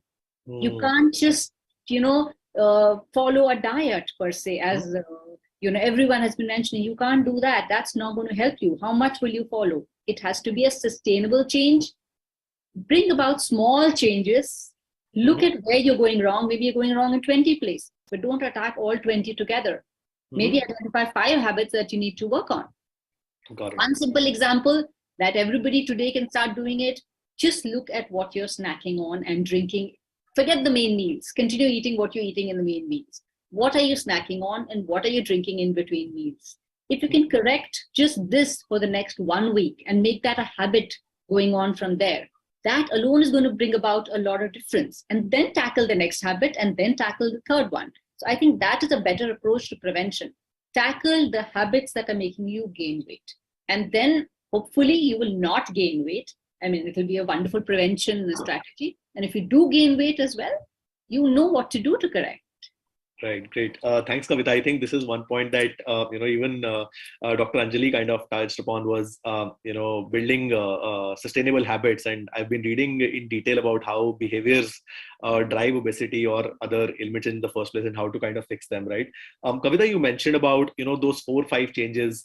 Would love your thoughts in terms of what are the. So you mentioned about snacking being one, but what are the other things that maybe a busy working professional can incorporate, that can help them fix their issues in the first place? Are there certain other habits? Obviously, I understand that habits are very individual for people and they have to be very personalized, right? But are there certain things that they need to keep in check apart from the snacking in mind that can kind of keep things at bay? Would love your thoughts on that as well, Kavita. Sure, would love to do this. One, of course, what I mentioned was snacking, which is very, very important. Choose your snacks carefully, like I mentioned, and you'll probably won't go in the red. The second important thing is hydration. I mean, I can't talk about it enough. Most people do not hydrate enough. Mm-hmm. And water is an extremely important part of a weight loss diet. Forget other important things that it does to your body. It is a very, very important part of, making sure that you do not gain weight as well. The third important thing that a person can do is to include more fiber. I know I'm talking macros, but these are broader, simpler changes to bring about. And by including fiber, all you need to do is ensure that there are 2 to 3 fruits every day in your diet and maybe 1/4 plate or 2/4 plates of a salad or a soup. Simple, basic changes. If you just do this consciously, you don't have to count your fibers. You don't have to count numbers. I mean, I don't believe in counting numbers at all. But if you just bring about this change, that you make sure that you add 2 to 3 fruits in your day and maybe a 1/4 plate or 2/4 plates of salad or maybe cooked vegetable or soup, but enough vegetables, that will ensure that there is satiety which comes in. So instead of running after satiety, bring about a health, habit change is what I would like to say. This will, for example, I never tell anyone, do not eat this, because that never works, I've seen. For example, if I know somebody, a client or anybody, a friend who is very hungry at mid-meal, say about 4 o'clock or something, I know that person is going to be hungry at 5, famine, So what I would do is I would ask that person to probably fix in, a fruit at about 4:30, even before the person gets very hungry. That will take care of 2 things. One, it will add fiber, satiety. And the second, it will take the edge off the hunger and the person will not hopefully snack on something wrong at that point of time. So this is the third thing, add fiber somehow in your diet. Mm-hmm. Fourth, very important thing is to ensure that, I'm moving beyond diet here, ensure that you increase the movement level. I'm a huge fan of unstructured exercise. Mm-hmm. I personally believe that if you can somehow keep moving through the day, go down to, for example, if you're staying in a high rise, go down to buy that bread instead of calling in. Mm-hmm. Get down one stop before your shop and walk from there. Wash the car on your own. You'll save a little money and your car will be cleaner compared to the car cleaner. All these unstructured exercises or movements, if you can weave into your day, they are going to be more effective. Maybe just 2 every day, but 2 every single day is what I would say. That I would say is the 4th important thing that a person, can bring about the change. And the 5th important thing is, one broad rule that I tell everyone is practice moderation and portion control. Mm-hmm. You don't have to give up anything ever, literally ever. All you need to do is identify the good for you foods and the bad for you foods, eat more of the good for you foods and eat less of the bad for you foods. There'll be no pressure on you ever that I can't eat this, because that works psychologically and then the hormones come into play, and even if you don't eat, you will not lose weight. So these broad 5 rules work for every single person, regardless of what the reason for their weight gain be. Awesome. Great. Thanks a lot, Kavita. I think that would be very valuable to, the adolescents and adults watching this, right? So I like the term unstructured exercise and making sustainability a part of your, of your daily regime. Thanks a lot for throwing light there, Kavita, right? So I'd like to move on to next aspect, which is what Dr. Shambhavi kind of touched upon was, anxiety resulting in, obesity in the first place. And she also mentioned about other mental health implications that happen as a result of obesity, right? So would love to know from you, Dr. Shambhavi, in terms of what are the different kind of complications that you've seen in patients who have obesity, and that kind of also gives perspective to people that they should kind of nip it in the bud.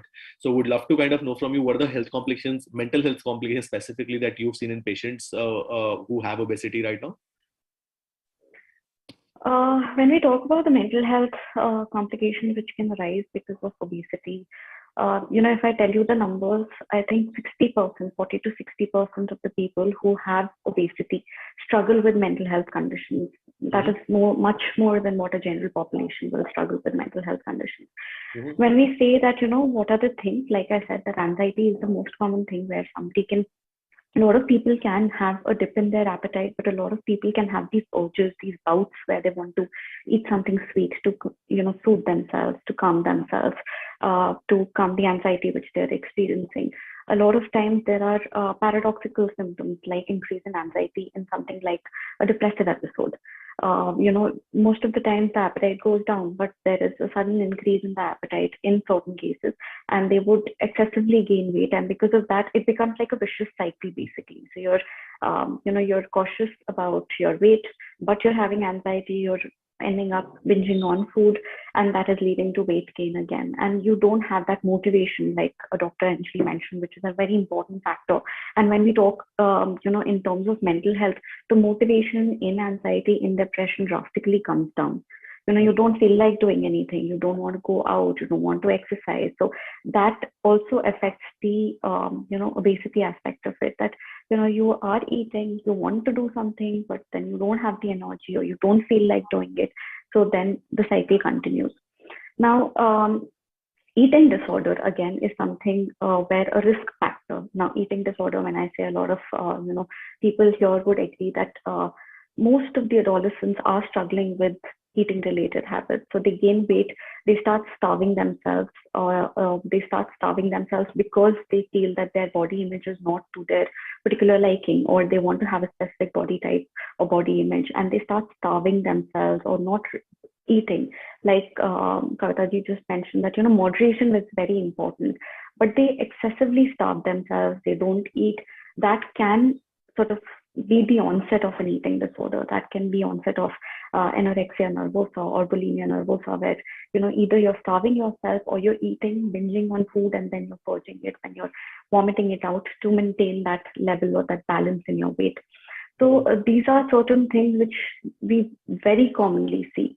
Now, there's another aspect to mental health concerns. It's an indirect aspect, which is, when you are dealing with obesity, like a lot of panelists here mentioned, that there can be multiple causes for it, and one of them can be a gynecological cause, right? Hormonal cause.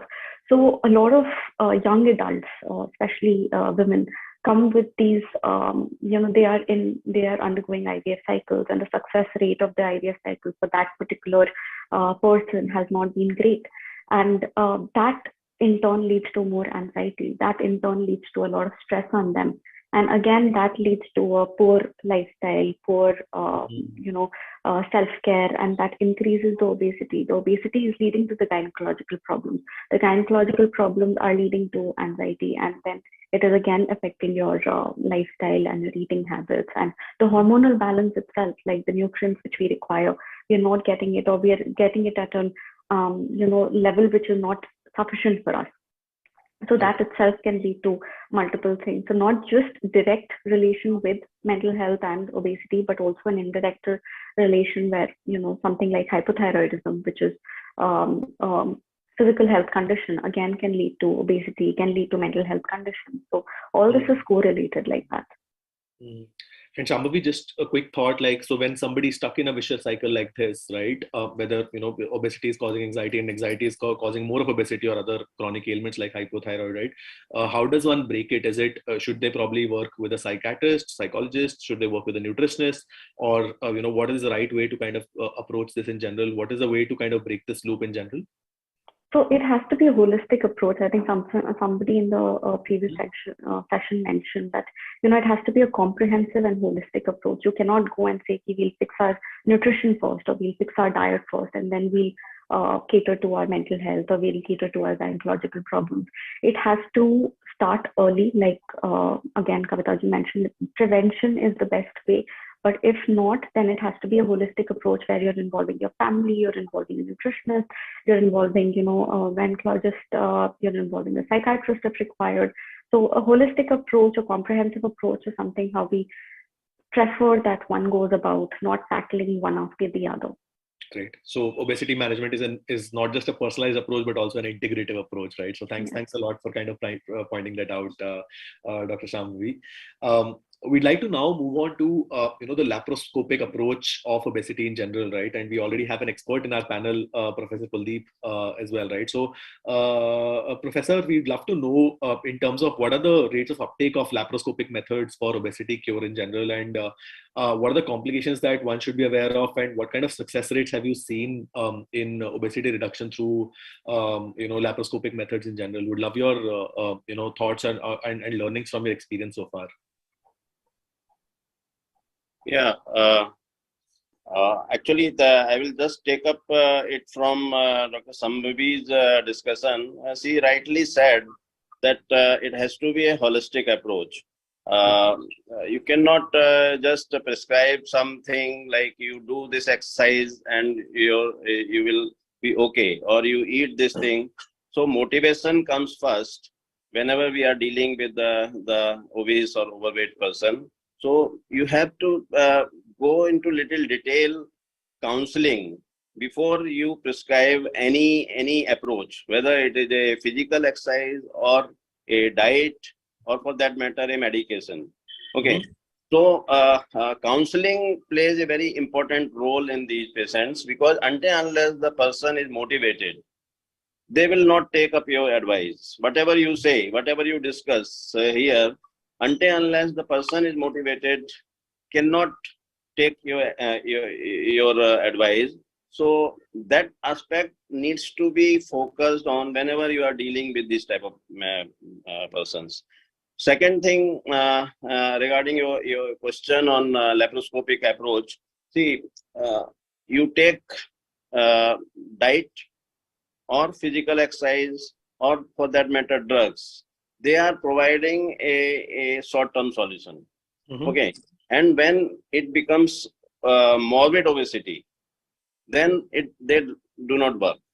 So when there is a morbid obesity or severe obesity, in those cases, certainly the laparoscopic corrective surgeries, they do play a role.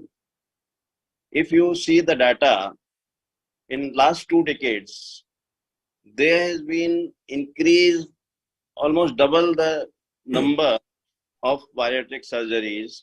So uptake is very, very good as far as the morbid obesity is concerned.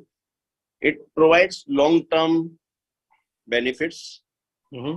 All other methods, they are providing short-term benefits. So in that way, it really helps in maintaining the weight. But again, here the motivation comes first. You do the surgery and person is not motivated, they will gain weight again very, very fast.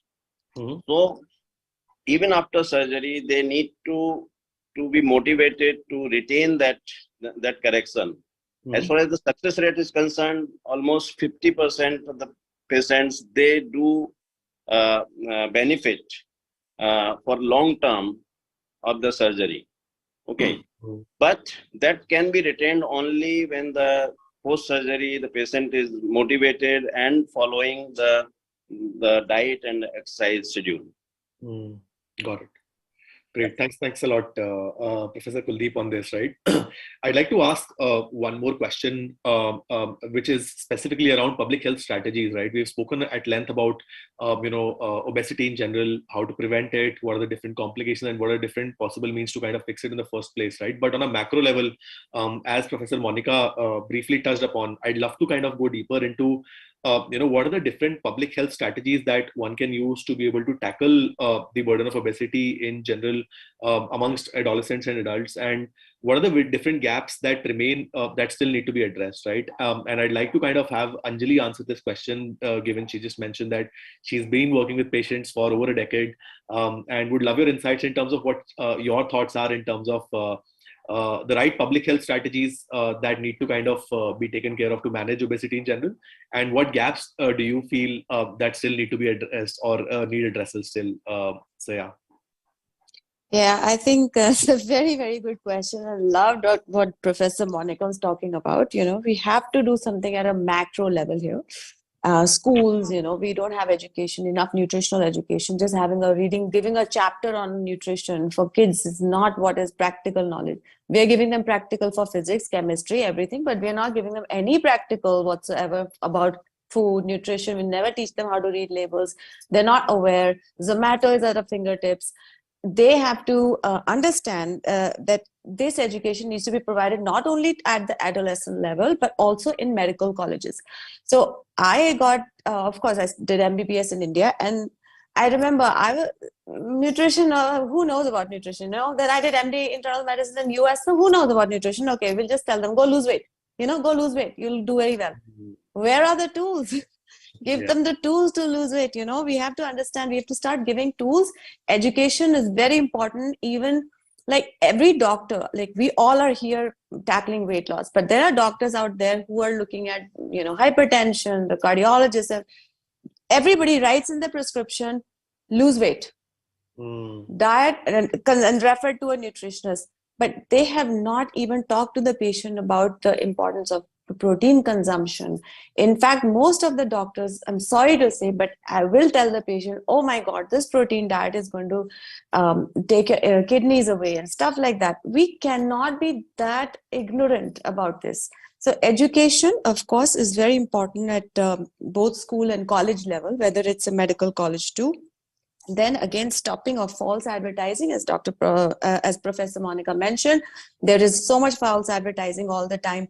Like I don't want to name the brand, but there is, this something that you add in the milk and you're getting stronger. And that nonsense has to stop. That nonsense has to stop, because milk itself is a full meal. You don't have to add anything to make a kid stronger or bone stronger and stuff like that. And there are these advertising, I think because of this, a lot of kids will tell the parent, I want to grow taller. Can you get me this? I want this in my milk. So that false advertising, and not only about this addition of milk products, I'm also talking about false advertising on something like oats biscuit, healthy this, healthy that. I mean, this is, I think all of us agree in the panel that this is all false. And serving of food in the cafes and canteens of schools and colleges. If you go visit, I am a mother of 2 kids, both are teenagers. One's in college, one is in school. If you go look at the cafeteria of schools, what they're serving, it's not possible for any kid to say no to all that junk that is lying out there, whether you buy it or whether it's on your menu. I think this has to be very, very, one of the schools that one of my kids was studying in a certain school, and I went over there and they were like giving dessert every day. I said, why are you giving dessert every day? Kids don't need so much sugar. And because a lot of kids will bypass the normal line and go to the dessert counter. It's normal, like they have to fill their stomach, right? Yeah. So this is something that has to be very tightly told. And sugar tax. There should be sugar tax. Why not? There is tax on everything. Why shouldn't there be a sugar tax? And why aren't there labeled warnings? Like there is how cigarettes have the tobacco kills? Mm-hmm. Sugar kills too. And why aren't we putting that? And then why are we not also putting that, I wrote that snack should have a warning. This can cause weight gain. Mm-hmm. What is, I mean, it's okay. At least the kid level, adolescent or somebody who is not even an adolescent, 8-year-old can read, okay, this will cause weight gain. That's the only awareness we can do at this point. There is no need for, there is a lot of need actually, but this is very simple. Like put a warning on the snack. You see, 5 rupees, you get a bhujia packet. 10 rupees, you get a chips packet. It is so cheap. Fine, I understand for people who are really building houses, doing brickwork and masons and all those, but people who are not moving, why are the kids having chips? And as Dr. Kuldeep said, if we are going to sit and have popcorn and leisure, my kids are going to do the same because they're watching me. Correct. Right? They will watch me, and they'll not only watch me, they'll watch the teachers. And you see, a lot of teachers in the school are very unhealthy. If you see the waist to hip ratio, most of them, and it's okay. And then their stomachs are bulging out and they're sitting and like munching, and it's okay. Why is it okay? My kid is in school for 8 hours. I don't want my kid to see those women eating junk in front of my kid and setting an example, because I am here trying to undo everything, and then when I go to school, it's all redone. So that's another thing. And then I think the measurement of BMI, which I wanted to talk to Professor Monica maybe separately. When we are looking at people in an OPD, let's say I have a lot of people coming to my OPD, or I do very selective OPD, but let's say a government hospital has a very huge OPD. Everybody's BMI, waist to hip ratio is very easy to calculate. Put them in a red flag. Please refer them to the government nutritionist. That referral has to start, that acknowledgement. Like Dr. Kuldeep said, there's no acknowledgement that you're overweight.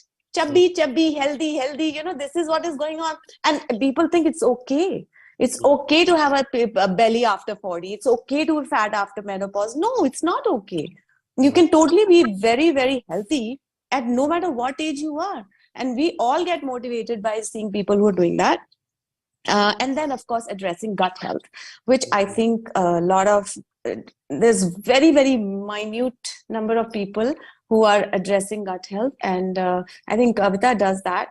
And it's very important to address that, because there is like a bad microbiome stimulating a lot of appetite hormones, and that is also leading to obesity. But we don't have enough testing for that. It's complicated and expensive testing, but that is something a clinician or a nutritionist should be able to recognize in a person who says, I have increased appetite.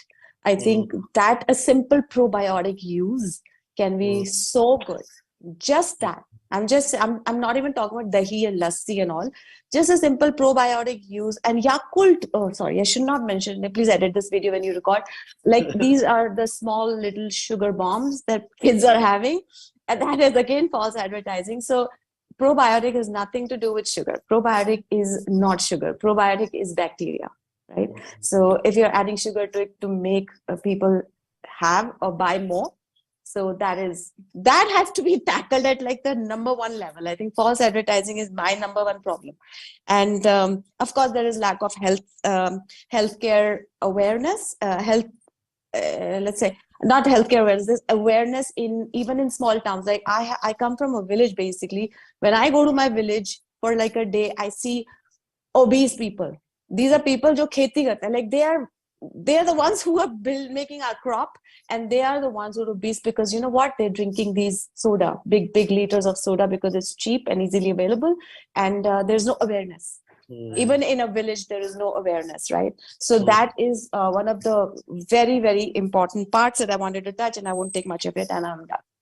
Great. Thanks a lot, Anjali. Would love some remarks from Monica, given she specifically works in this sector. Would love your thoughts in terms of what are the strategies that have worked so far. And you know, what are the things that we can do more of? I think Anjali gave a lot of new pointers that we need to do. Would love to hear from you, given you touched on this previously, and we'll wrap up the discussion post that. Would love your thoughts in terms of strategies that have worked well so far and that we can kind of do more of on the public front. So excellent points which were given by Kavita earlier, what people can do. Something which has come out of our Indian research is regularity in breakfast consumption. That message, again, which has not gone out to the population. And our studies have shown that school children who skip breakfast, actually there was a higher association with overweight, obesity compared to those who were having their breakfast regularly. So that long periods of gap of not eating also leads to binge eating, and whatever is available is eaten. Second is physical activity actually reduces hunger pangs. And there is a whole medical and clinical evidence to it because of the serotonin that is produced. So if someone is physically active, it is very likely that they would be eating healthy, because that craving for unhealthy food reduces with increased physical activity. So these are the messaging and communication which needs to be given at the population level. Another important population level intervention is addressing the issue in the public health setting. So the health system is not geared up, exactly what Anjali was pointing out, that if someone is high BMI, why are they not referred to government hospital nutritionists? It's very, very important they are diagnosed and they are referred. So I would also like to point out that overweight obesity is no more a disease or a condition of rich and the urban scenario only. We have already started seeing a reversal of social gradient, where the maximum burden of non-communicable diseases which are linked to obesity are now moving to the poor in the urban slums. And this will start moving into rural areas as well, with all the mechanization of activities that are happening in that part of our country as well. So it is important that we have overweight obesity looked at from a legal framework.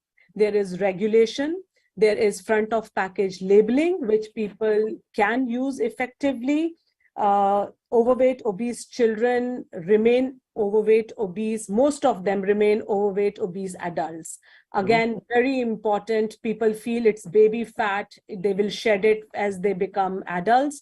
It really doesn't happen that way. So altering the obesogenic food environment, enabling physical activity, adopting regulation for restricting foods which are high in salt, fat, sugar in the school environment, around the school environment. Even if there are no canteens, government schools have chola bhatura being served outside the schools. That is what they eat in their lunch break. So those, and there are actually FSSAI guidelines that there can be no sale of junk food around schools, but that needs to be strictly implemented. And something which is also now a new framework which has been happening around the world and is definitely in our country is the universal coverage. That is, overweight obesity is seen as an issue to be dealt with in the public health system, at the government health system, but also is seen as a universal health coverage issue. And people are informed, diagnosed, managed in that health system set up, whether they are in the private health system or in the government health system. Thank you. Great. Thank you so much, Dr. Monica. I think some very insightful points by both by you and Dr. Anjali.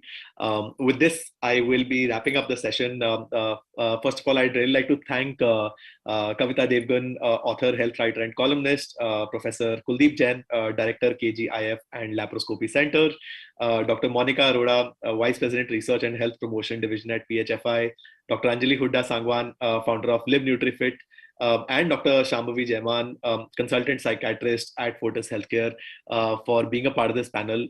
I think I personally learned a lot of new things about obesity in general, and I'm sure the audience would have as well. Next up, and thank you so much for being a part of this panel. And with this, we wrap up our panel discussion on addressing the burden and complications of obesity in adolescents and adults. And I'm sure the audience has a lot of actionables from this discussion. With this, I hand over the discussion to the next panel discussion to Mr. Vishal Gondal, who is the CEO of Goki, who will be taking the discussion forward on advocating sustainable behavioral and lifestyle changes in obesity in general. Very exciting topic, and looking forward to having a great discussion with you, Vishal. Thank you, Sahil. Thank you. Thank you very much. Thank you. Bye-bye. Thank you. Bye. Thank you. Bye-bye. Good afternoon, everybody, and thanks a lot for joining. My apologies for starting late, but we will try to keep this panel on time and on schedule. And I'm so excited to have this amazing panel here. We have with us, some very, very big luminaries in the space of health, nutrition. And as we know, obesity is right now one of the biggest epidemics in the world, which is causing a lot of challenges. And, especially when it comes to a country like India, where our healthcare system is still developing, it's important that we focus on the core, which is the behavioral changes, which is the lifestyle changes, which can make a big impact. So with that, I want to quickly, talk about my co-panelists here who are going to be talking on this topic. I want to start by, quickly introducing Dr. Shashank Joshi. He is the president of the Indian Academy of Diabetics. He's the president of the Endocrine Society, and he's really the mover and shaker in the world of diabetes care, as well as his work in the whole space of prevention overall of metabolic syndromes has been well recognized across the world. We also have with us Dr. Aparna Govil, who is a laparoscopic and bariatric surgeon at Saifi Hospital, and who will be talking from a clinical side, especially on the cases of obesity where the only solution goes to the extreme, which is going up to bariatric surgery.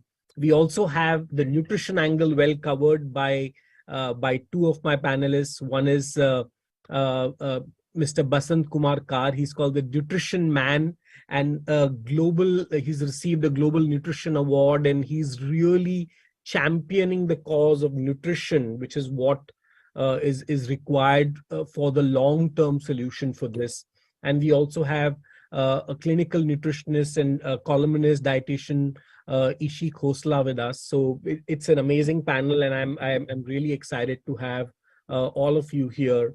So what I want to quickly do is, before we go into the questions, it will be great if we can have each one of you briefly introduce yourself and also talk about your experience in the field of obesity prevention and lifestyle on this particular topic, so that we are able to set the context for everybody. So why don't we start with Dr. Shashank Joshi, please?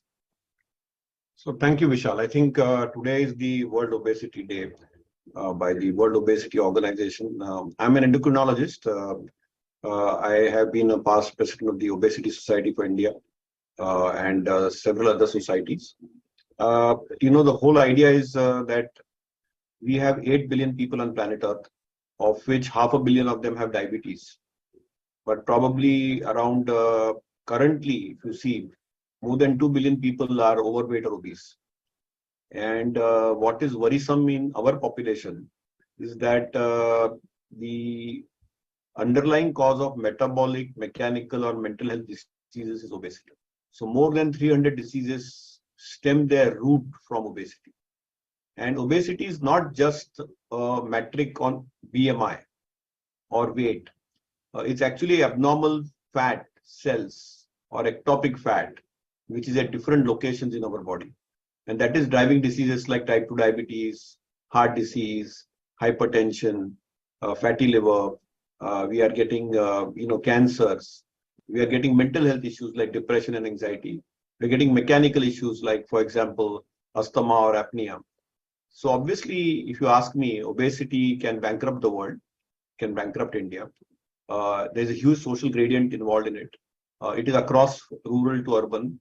It is no more a disease of prosperous and the rich.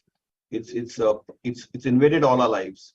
And therefore, the theme is that first thing is that we need to recognize it as a disease. It's a chronic disease which needs a solution. Whether it's a lifestyle solution, whether it's a pharmacological or a surgical solution, it needs a solution. That's number one. We need to recognize it as a disease. Number two, we need to stop discrimination and stigmatization surrounding it. It's nothing cosmetic about it. Having some extra fat is not something cosmetic about it. It's important that we face it and we ensure that people living with obesity are happy as much as they are healthy. So that's the second point which I want to say. And third point is that we are all here for a common goal and a common mission. We want us to be leaner, thinner, and happier and healthier. And that's really the theme. And that's why we have our colleagues here. And I often see them socially. on social media more than physical. I wish we could meet physically.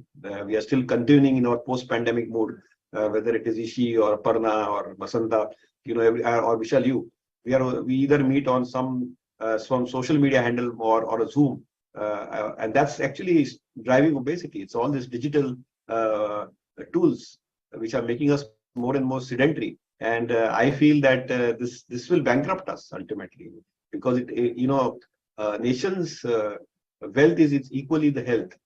So as we are a growing economy, we are world number 5, we'll be world number 3 soon. We are celebrating 100 years, coming up with 75 years. We are so Atmanirbhar. It's important that we remain healthy and happy. And I think that's the real philosophy. I'm grateful that you all have put up this thing together. I think I can keep talking, but I think I'm mindful of time, and I have some wonderful people around us. So it will be lovely to hear to all of you. Amazing, Dr. Joshi, as always, very inspiring, and we are going to definitely take you up on this and do a physical meetup very soon. But I think you talked about 2 important factors: 2 billion people suffering from overweight, diabetes, or obesity, some kind of challenge in the world. That's a huge number. You also talked about that how future nation building is no longer about GDP growth itself. It's about healthy population. And from that, I would come to dietitian who's here, Ishi Khosla, to talk about from her perspective how nutrition is going to play a role in this. Over to you, Dr. Khosla. I think you're on mute. Yeah.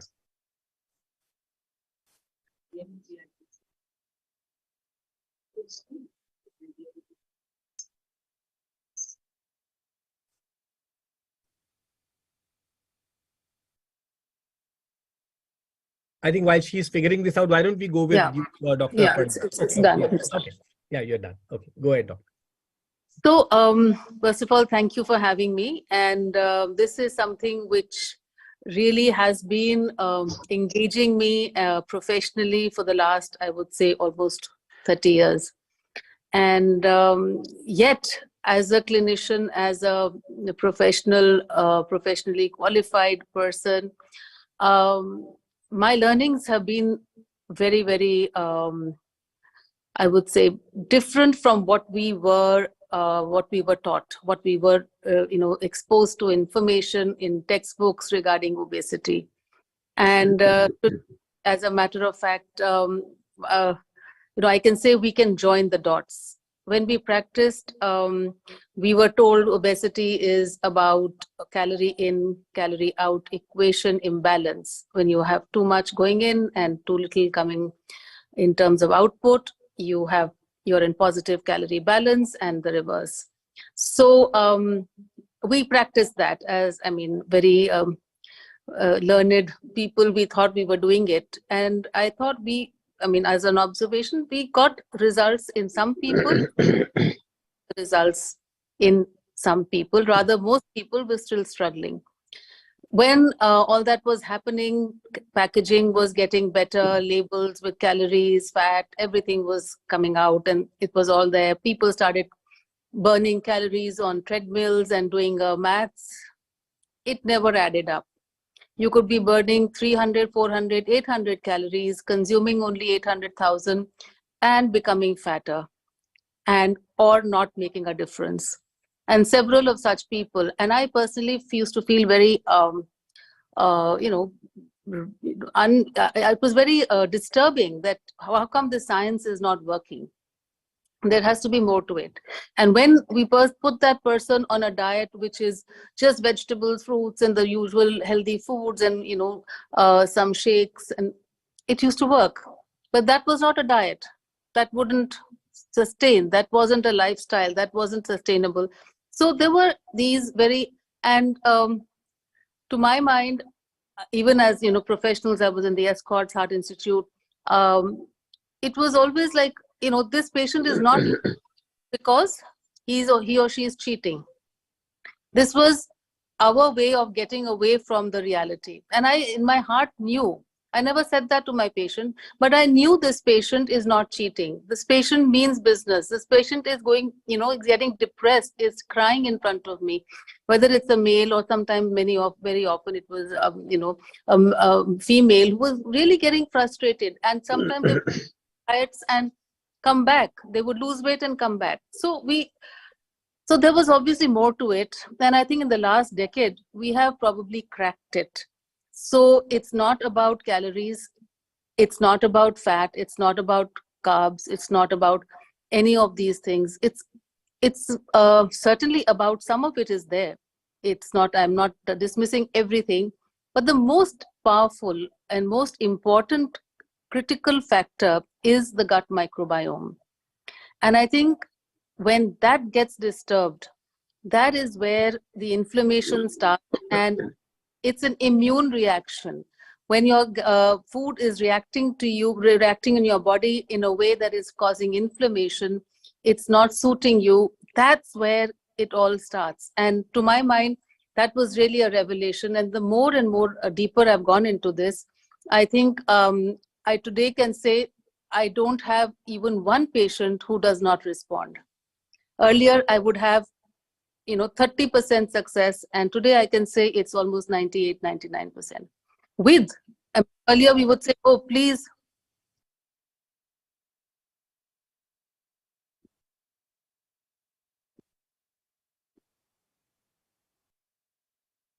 Sorry, looks like her phone got disconnected.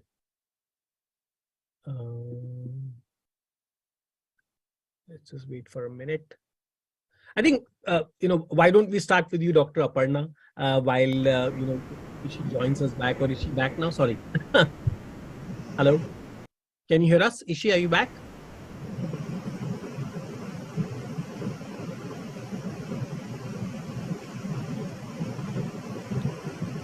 Can you hear me?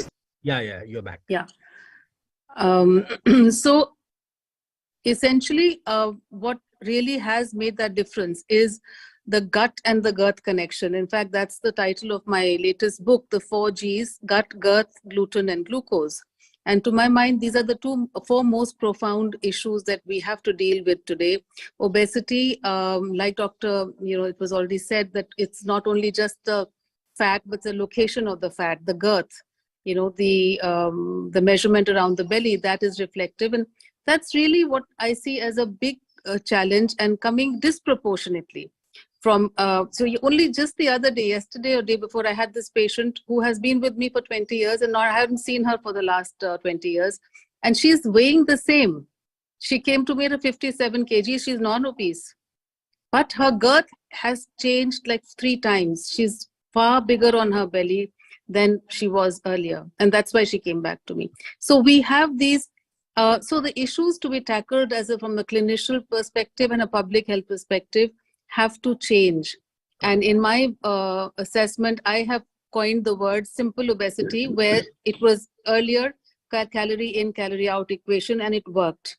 Then it became metabolic obesity, where we were worried about insulin resistance, metabolic syndrome, and all that Dr. Shashank talks about, that whole metabolic imbalance of insulin, etc. And that really worked. But again, it did not work in every case. And so today I have coined this immunogenic obesity, where it is coming from the gut, where food sensitivity is the underlying cause.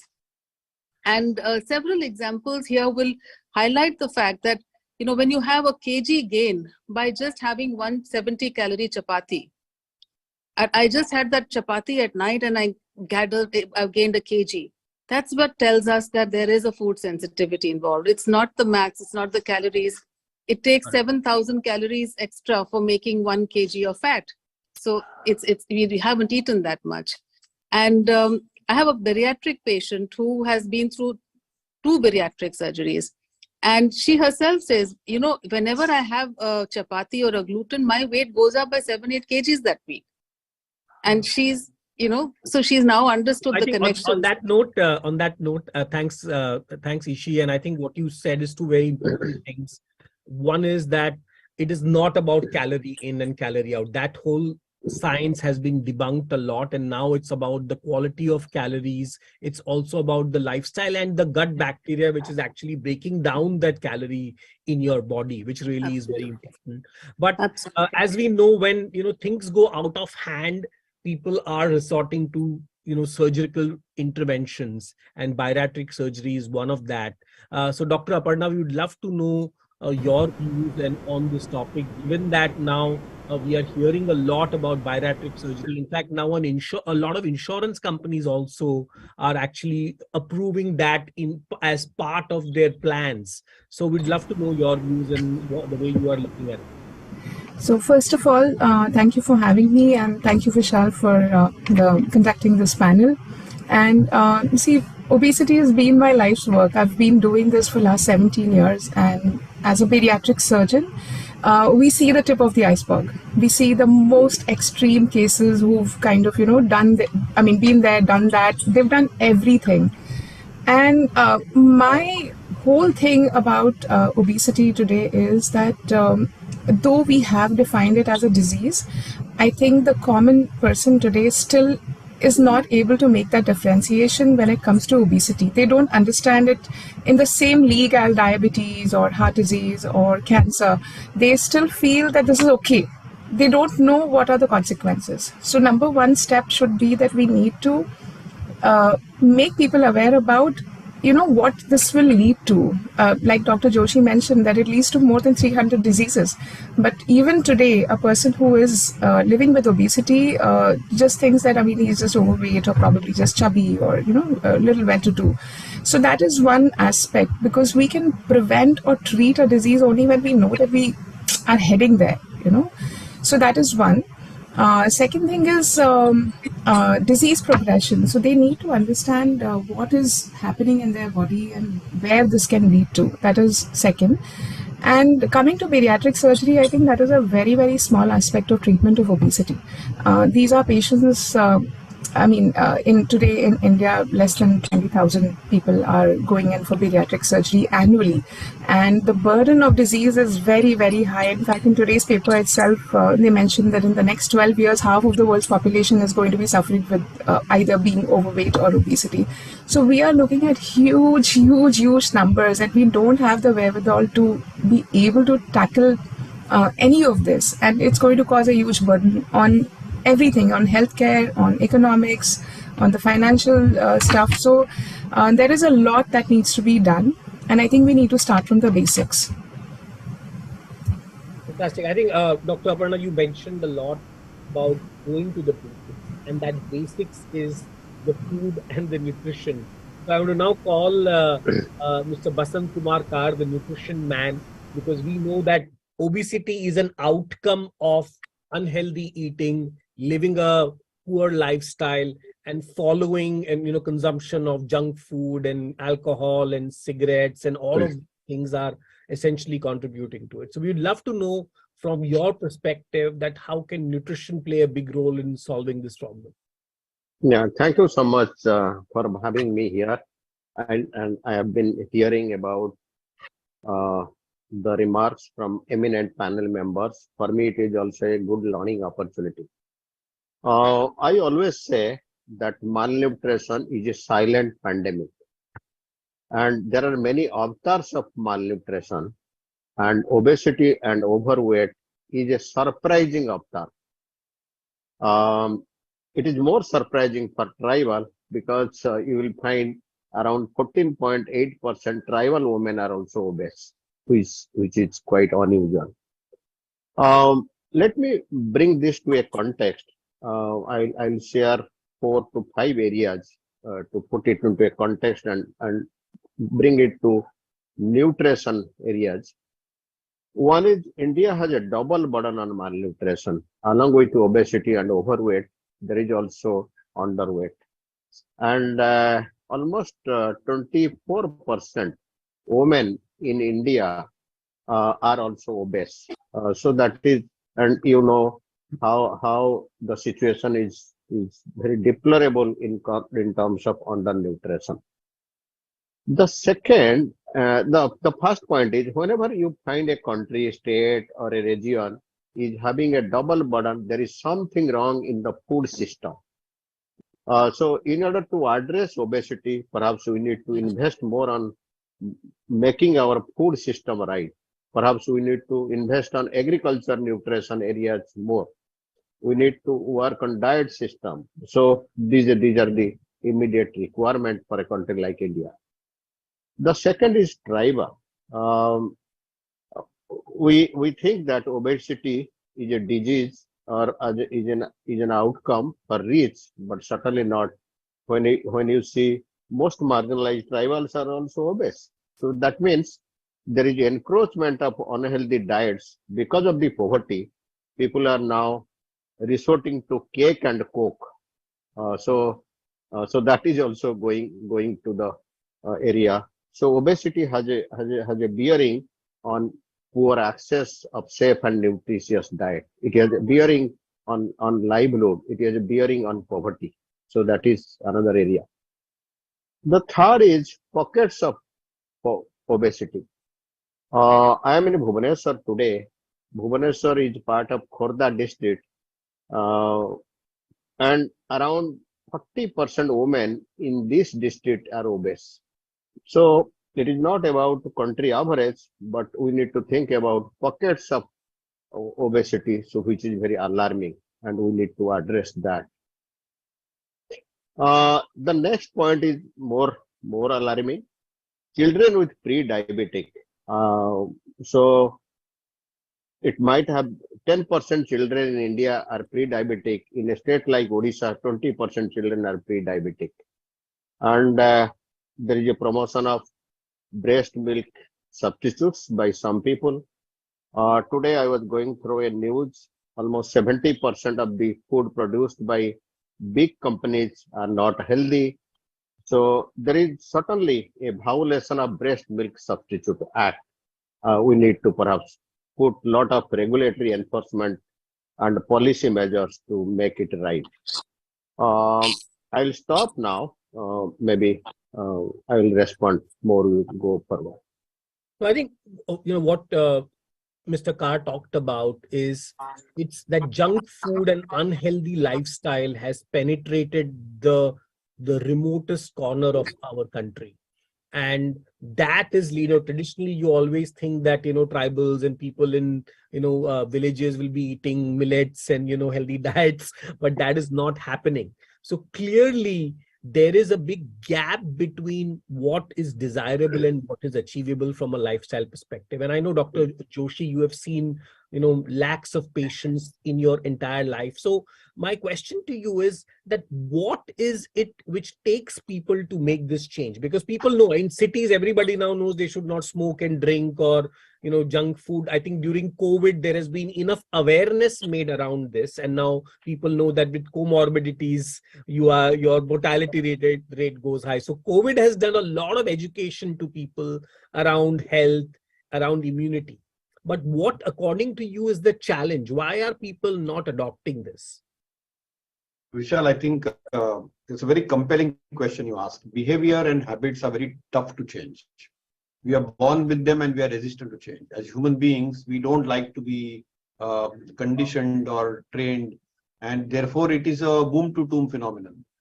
So taking a cue from what Basanji said, that our nutritional practices and lifestyle habits need to be ingrained from the time a woman is pregnant. And our second trimester feeding habits of overfeeding her, or thinking that she's carrying a child and we're feeding for 2 is wrong.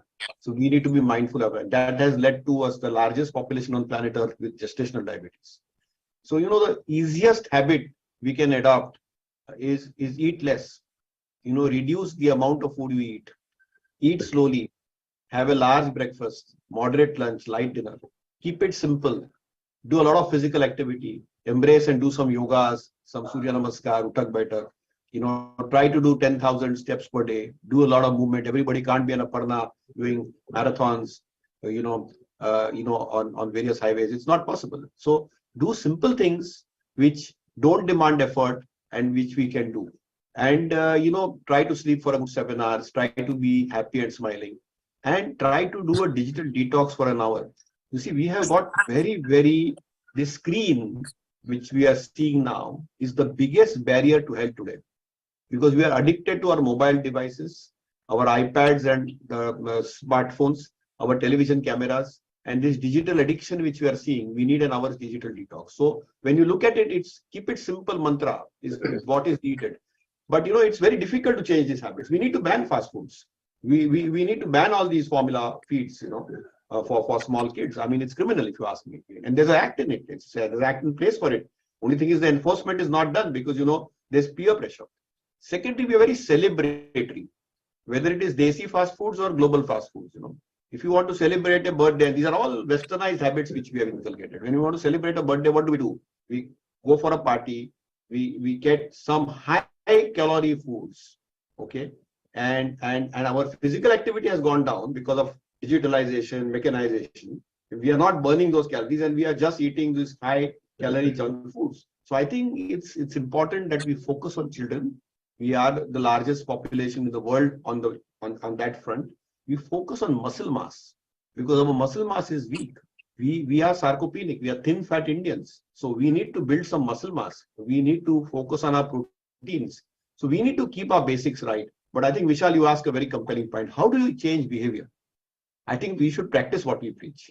We should be role models. We should be brand ambassadors. I'm happy that we are doing this program. And, one take-home message is that sleep for a good 7 hours today. Try to clock your 8,000-10,000 steps today, and be happy about it. But because if we don't practice what we preach, we will be back to square one. We need to eat less. We need to eat slowly. We need to eat on time. We know what we not to eat. We know sweets are harmful. They have too many calories. We know fried and fast food is bad for health, and that's deleterious for health. But when we see them, you see that crave, that addiction. You see, sitting is the next smoking. We are all sitting now, but sitting is the next smoking. 5 minutes of brisk walk will increase your lifespan by 4 years. The American Diabetic Association and the ESD in September last year at Stockholm came with a guideline and got 5 S's. Don't sit. Just do a 5-minute brisk walk. It will increase your lifespan. Okay, sweat it out. Okay, sleep well. Okay, do strengthening exercises.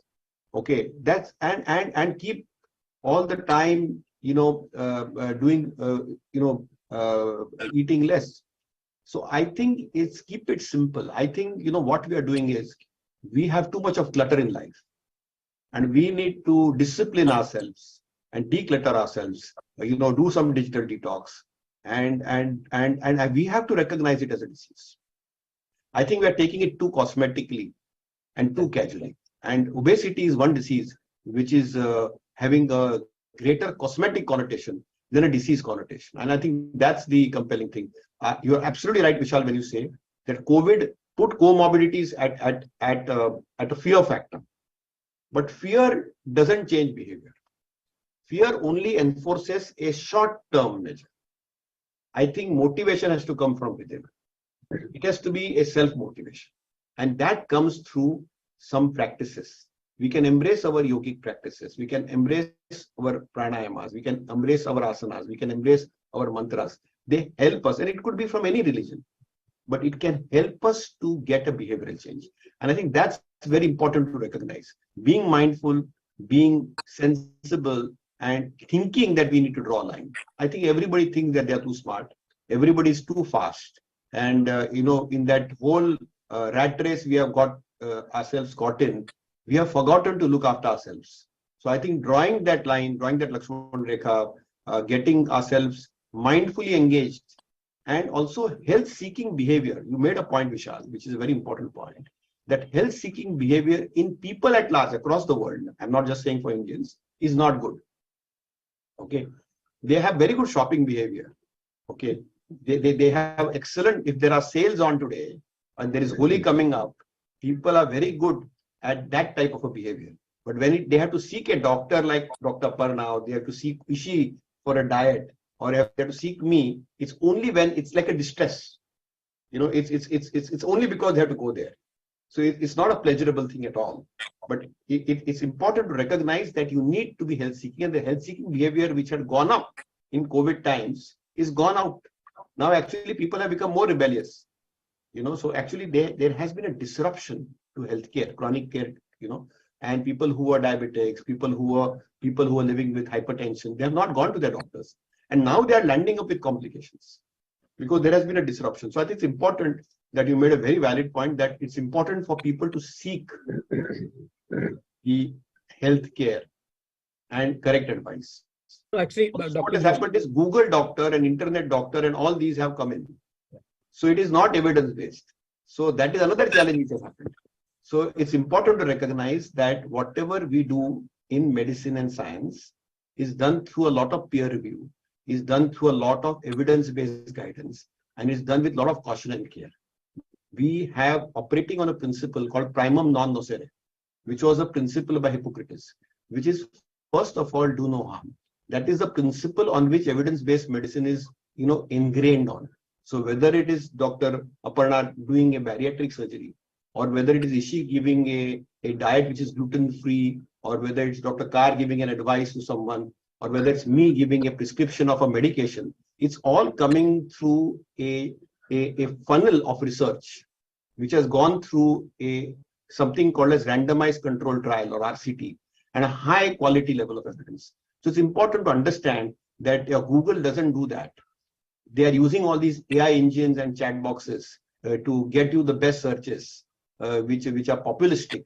So that's very important to change. And that has become very addicting. So I think, you have asked me a difficult question. I don't think I've been able to answer it. Lifestyle habits are tough to change. And to change the habits, we have to start with ourselves. So my one thing to everybody who's listening to me today is at least sleep for a good 7 hours a day. And at least see that, did you clock something equivalent to 9,000 steps a day?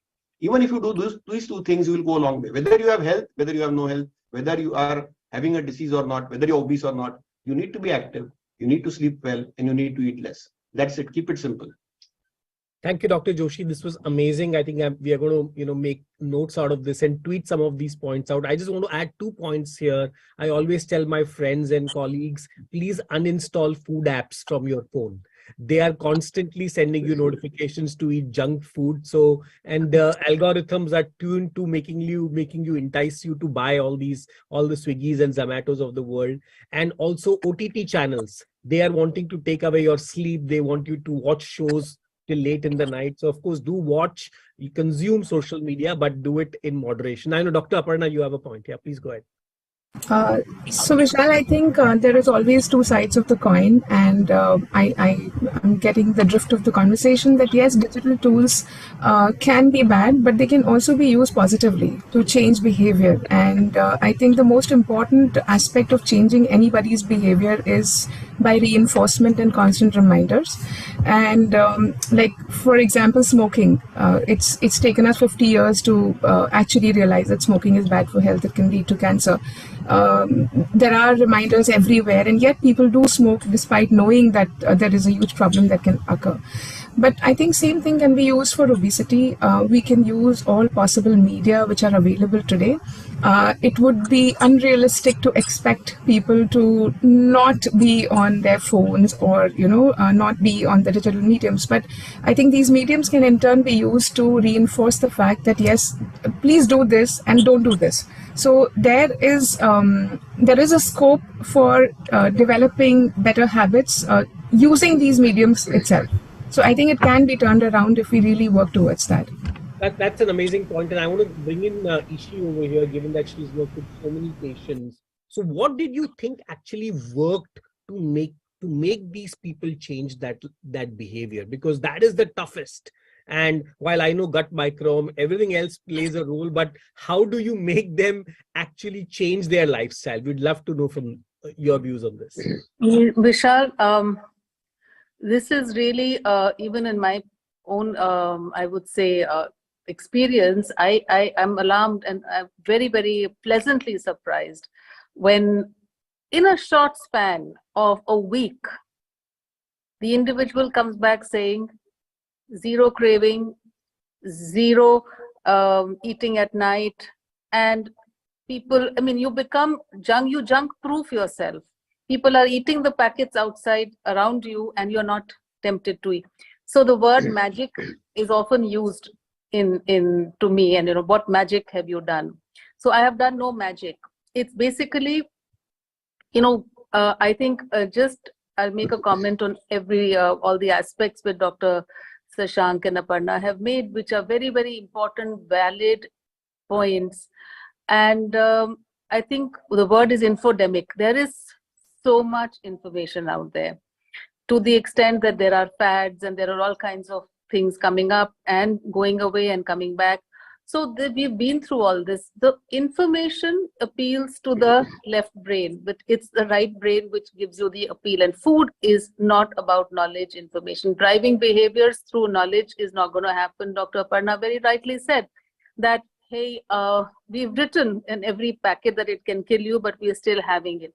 So there is a lot to be said and understood about food in that perspective, that food is pleasure. Food is our first love.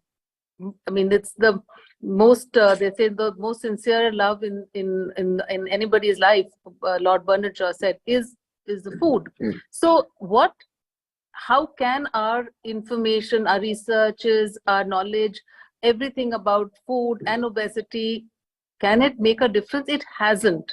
I mean, we've been battling it at least for the last 30, 40 years, and it's only going bad to worse. So clearly we are missing points. We are missing you're not making the right noises. And when like I said, in my clinical practice, when this happens, I think just to clarify that it may not be a gluten-free diet, which is going to make the transformation.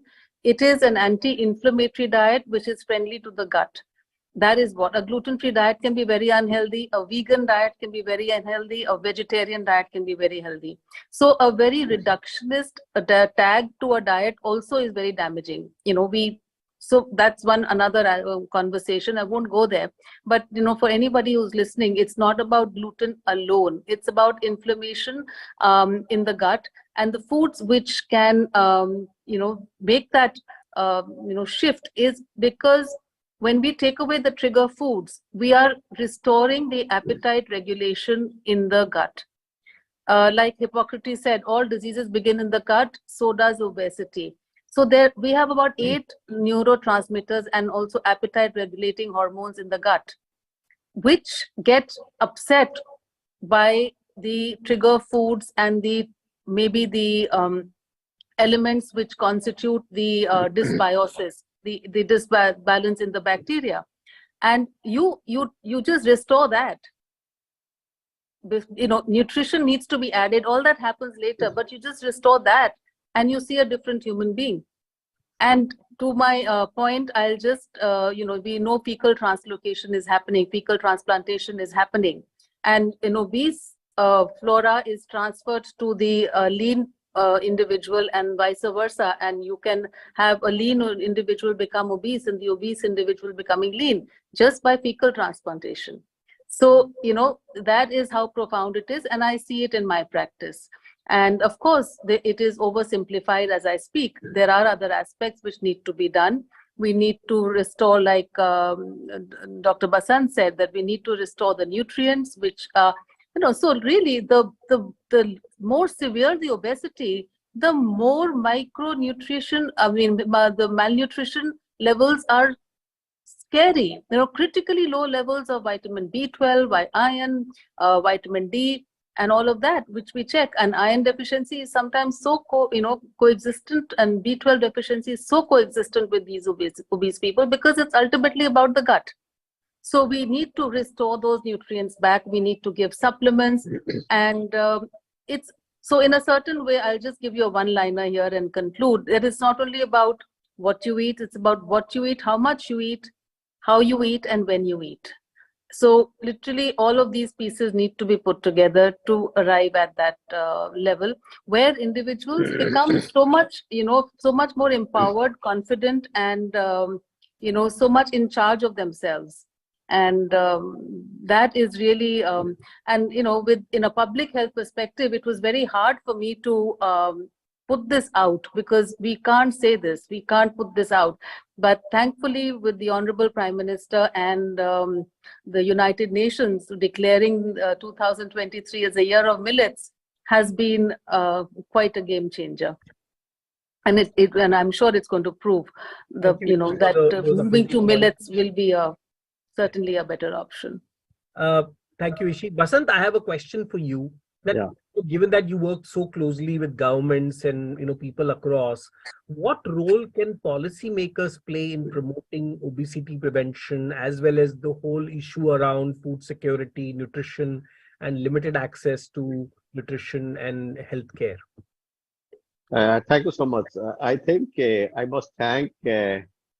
Sasank for his caption, detoxing technology. That is a good point. Thank you so much, Sasank. In fact, all of us know about Poshan Abhijan, which was shaped by the determination of Prime Minister himself, who launched it in March 2018. And it is a target-driven national nutrition mission, perhaps which signals a new era in nutrition history. After launch of Poshan Abhijan, Prime Minister also launched about Fit India movement, Eat Right campaign. So Eat Right campaign, Fit India movement needs a revisit. It was with good intention to address obesity, overweight, and rising non-communicable diseases, which together can contribute to 70% of the deaths. But it has to be part of the Jan Andolan, which Prime Minister is also talking about. So on policy front, I would say this National Nutrition Mission should integrate obesity, overweight, and NCD related indicators. Today, obesity, overweight, or NCD are part of Ministry of Health, and Poshan Abhijan is part of Ministry of Women and Child. So there has to be a lot of synergy and convergence, number one. Number two, Anganwadi center should be a center of convergence and center of excellence. India is gifted to having more than 4 million women nutrition warriors at the ground. They are Anganwadi worker, Anganwadi helper, ANM, ASHA. So it is more than 4 million. And they have been doing great job in saving the nation. The Village Health Nutrition Sanitation Day, which happens once in a month when the pregnant mother and lactating mothers visit. So that has to integrate obesity, overweight, and NCD related areas, number two. The home contact, we talked about behavior change. To me, working on behavior change in many places, many states, I have seen it is not a rocket science. It can be changed, but there are many myths and misconceptions related to obesity, and there are many myths and misconceptions related to malnutrition also we need to address. On behavior change, intrapersonal counseling works. The TV media does not work to a large extent, what I have seen. This Anganwadi worker, ANM, ASHA, whenever they make a home contact, they should spread the message about how the problem is related to obesity, overweight, and what are its implications. Today, perhaps that home contact is missing. So that is another area. And it has to be a part of monitoring indicator of the DM, district magistrates. It has to be an agenda of Gram Sabha, local government. So I think to sum up, nutrition should be part of an ideology. It should be part of a household name. Government should invest more. Government should invest more on Poshan Abhijan. Government should invest more on Jan Andolan, which already is in place. Thank you. That was fantastic, Dr. Basant. Dr. Aparna, a question to you around what has been when it comes to promoting healthy behavior, especially when after people undergo surgeries and things, right? They believe that, okay, now I've automatically lost weight, but they have to sustain this over a period of time. So how can people make long-term changes in behavior? Right. So, see, for any treatment to be successful, compliance is the most important aspect of it.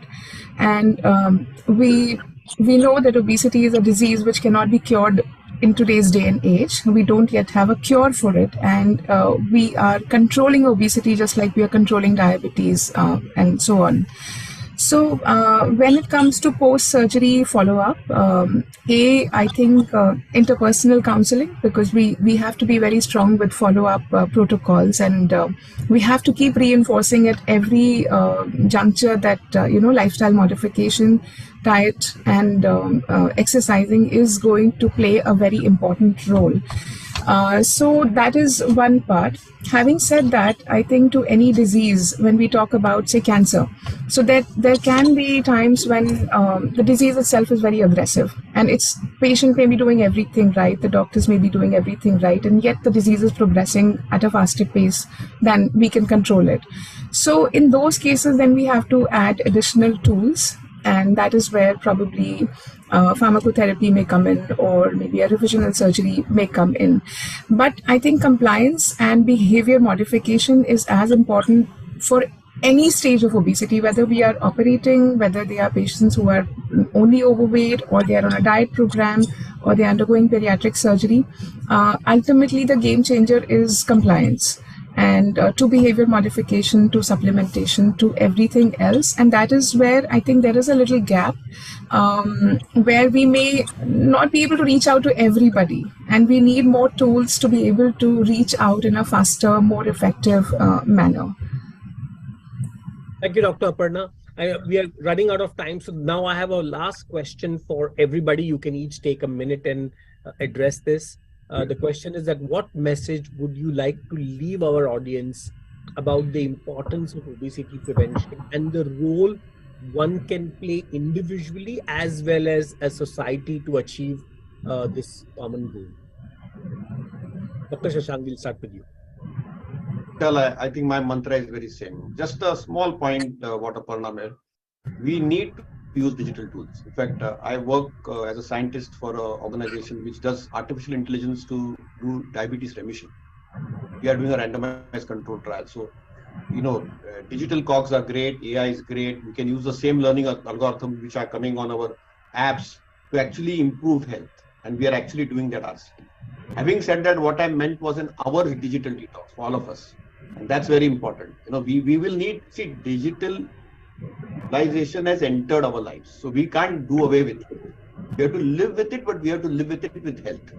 So we need to have some digital hygiene. That's the first. So I think my take-home mantra is very simple.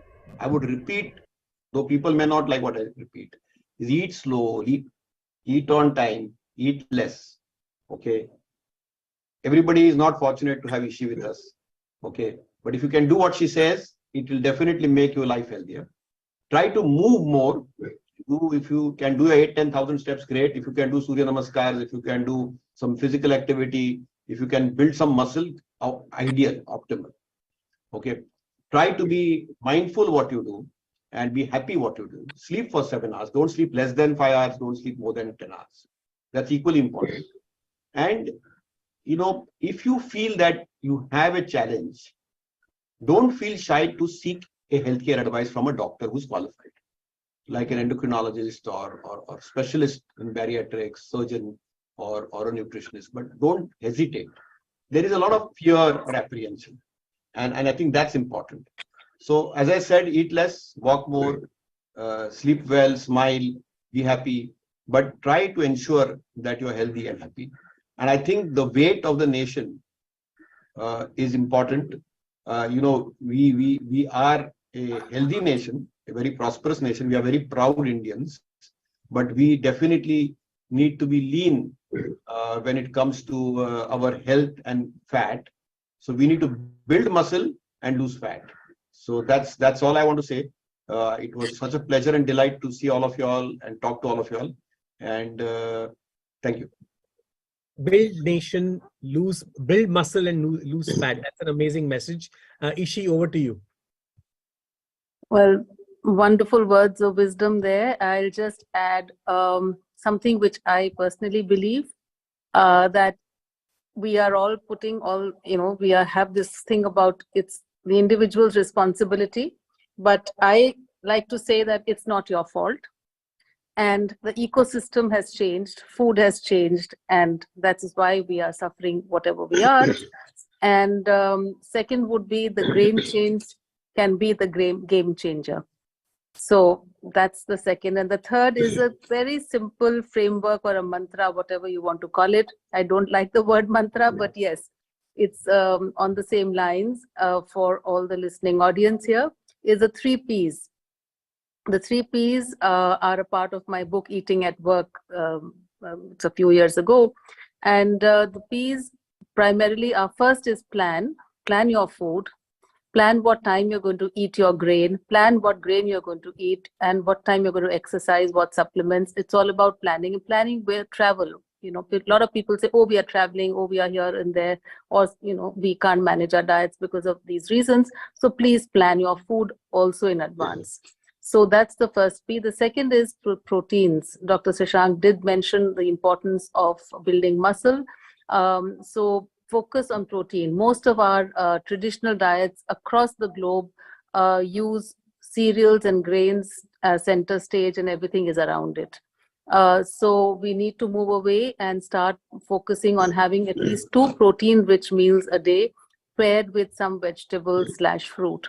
And the third would be protective foods, which in nutrition are basically vegetables and fruits. Dedicate 1 meal to this group. It can be in the form of a smoothie, it can be in the form of a salad or cooked vegetables, stir-fried vegetables, or a combination of all this. But dedicate 1 meal, and a rainbow meal would be wonderful. Different colors. They also have their very important role. We talk about brightly colored vegetables being healthy, but particularly for obesity management, these colors have the ability to turn on our skinny genes. So make sure that you have these brightly colored vegetables. Dedicate 1 meal to this group. And the grain can be in 1 meal, 2 meals, 3 meals, depending on who you are. And choice of grain, again, depending on who you are. And all of this eaten well in time. Practice intermittent fasting, but it's not a magic. Do whatever, and whatever works for you. So no diet is the same for everybody. And no food is the same. Not all carbs are same. Not all proteins are same. So don't go crazy about proteins and take protein supplements. And not all fats are bad. Not all fats are same. And all our gut microbiome are unique. So those are our signatures. So customize your diet. So that's about it. Thank you. Thank you. Dr. Aparna. So I think there are 3 aspects to this. One is the personal level. I think when we talk about obesity, there will be modifiable and non-modifiable factors. So food and nutrition would come into the modifiable factors. But we need to accept that sometimes there can be patients who may do everything right and yet suffer from the disease. So like Dr. Joshi mentioned, that seeking treatment, timely treatment, like any other disease, it needs to be treated early. That's one. Of course, this is something which cannot be done only at the personal level. We need to change the environment. Today, we have a fast food chain, which is the largest toy maker in the world. So we need to stop targeting the kids. We need to look at the advertising. What is the tone? All that needs to be addressed too. That's a much larger thing to do. And like Mr. Carr has mentioned, I think policy is extremely important when it comes to tackling this disease. It's too big. We don't know how big this is. So if we don't do anything now and we don't take really gigantic steps, I think we are in for a very huge problem. Lastly, I think we need to bring traditional medicine and technology together to be able to get better results, faster results. Otherwise, the disease is progressing at such a fast rate. By the time we open our eyes and look at it, I think it will already be too late. So thank you very much. Mr. Carr. Okay, thank you. I would reiterate about 2 things. One is prioritize and focus on childhood obesity and children with pre-diabetic and fast 1000 days of life, starting from conception to 23 months or 2 years of age. So because they are the future mother, and it can lead to many complications in adulthood. It has bearing on human capital potential and demographic dividend. So invest on that. The second, I have personally realized, and I have done it also, find solutions in an Indian way. At the macro level, you might find obesity has risen from NFHS 4 to NFHS 5, but there are pockets, there are states, there are districts where also there is a reduction of obesity. So India has gold mines of obesity reduction models. Learn from that, learn from those evidences, and it has to be data driven and evidence driven, as other panel members told. So learn and scale up and replicate. Another finding solutions in Indian way is same, go back to grandmother's diet. Go back to grandmother's kitchen, go back to your lifestyle changes like yoga and many other things. What is not available in India? So everything is available in India. So find solutions in Indian way, empower women at the household. I always say whether woman as woman or woman as mother. So today we see women as pregnant and lactating mothers. Just elevate their status as women, empower them. I think the solutions will come organically. Thank you. Thank you, Mr. Kar. And once again, I'd like to thank all my panelists for such an engaging discussion on this important topic of obesity. I truly believe that for India to be the world superpower, along with a strong GDP and all the development here, it is equally important for us to develop Indians with a fit and healthy mindset. And I'm sure with our Prime Minister's vision on Fit India and Atmanirbhar Bharat, we'll also focus on obesity and all the healthcare challenges. And together we will make India and the world a healthier place. Thank you once again, everybody. Thank you. Thank you. Thank you. Thank you very much. Thank you. Thank you.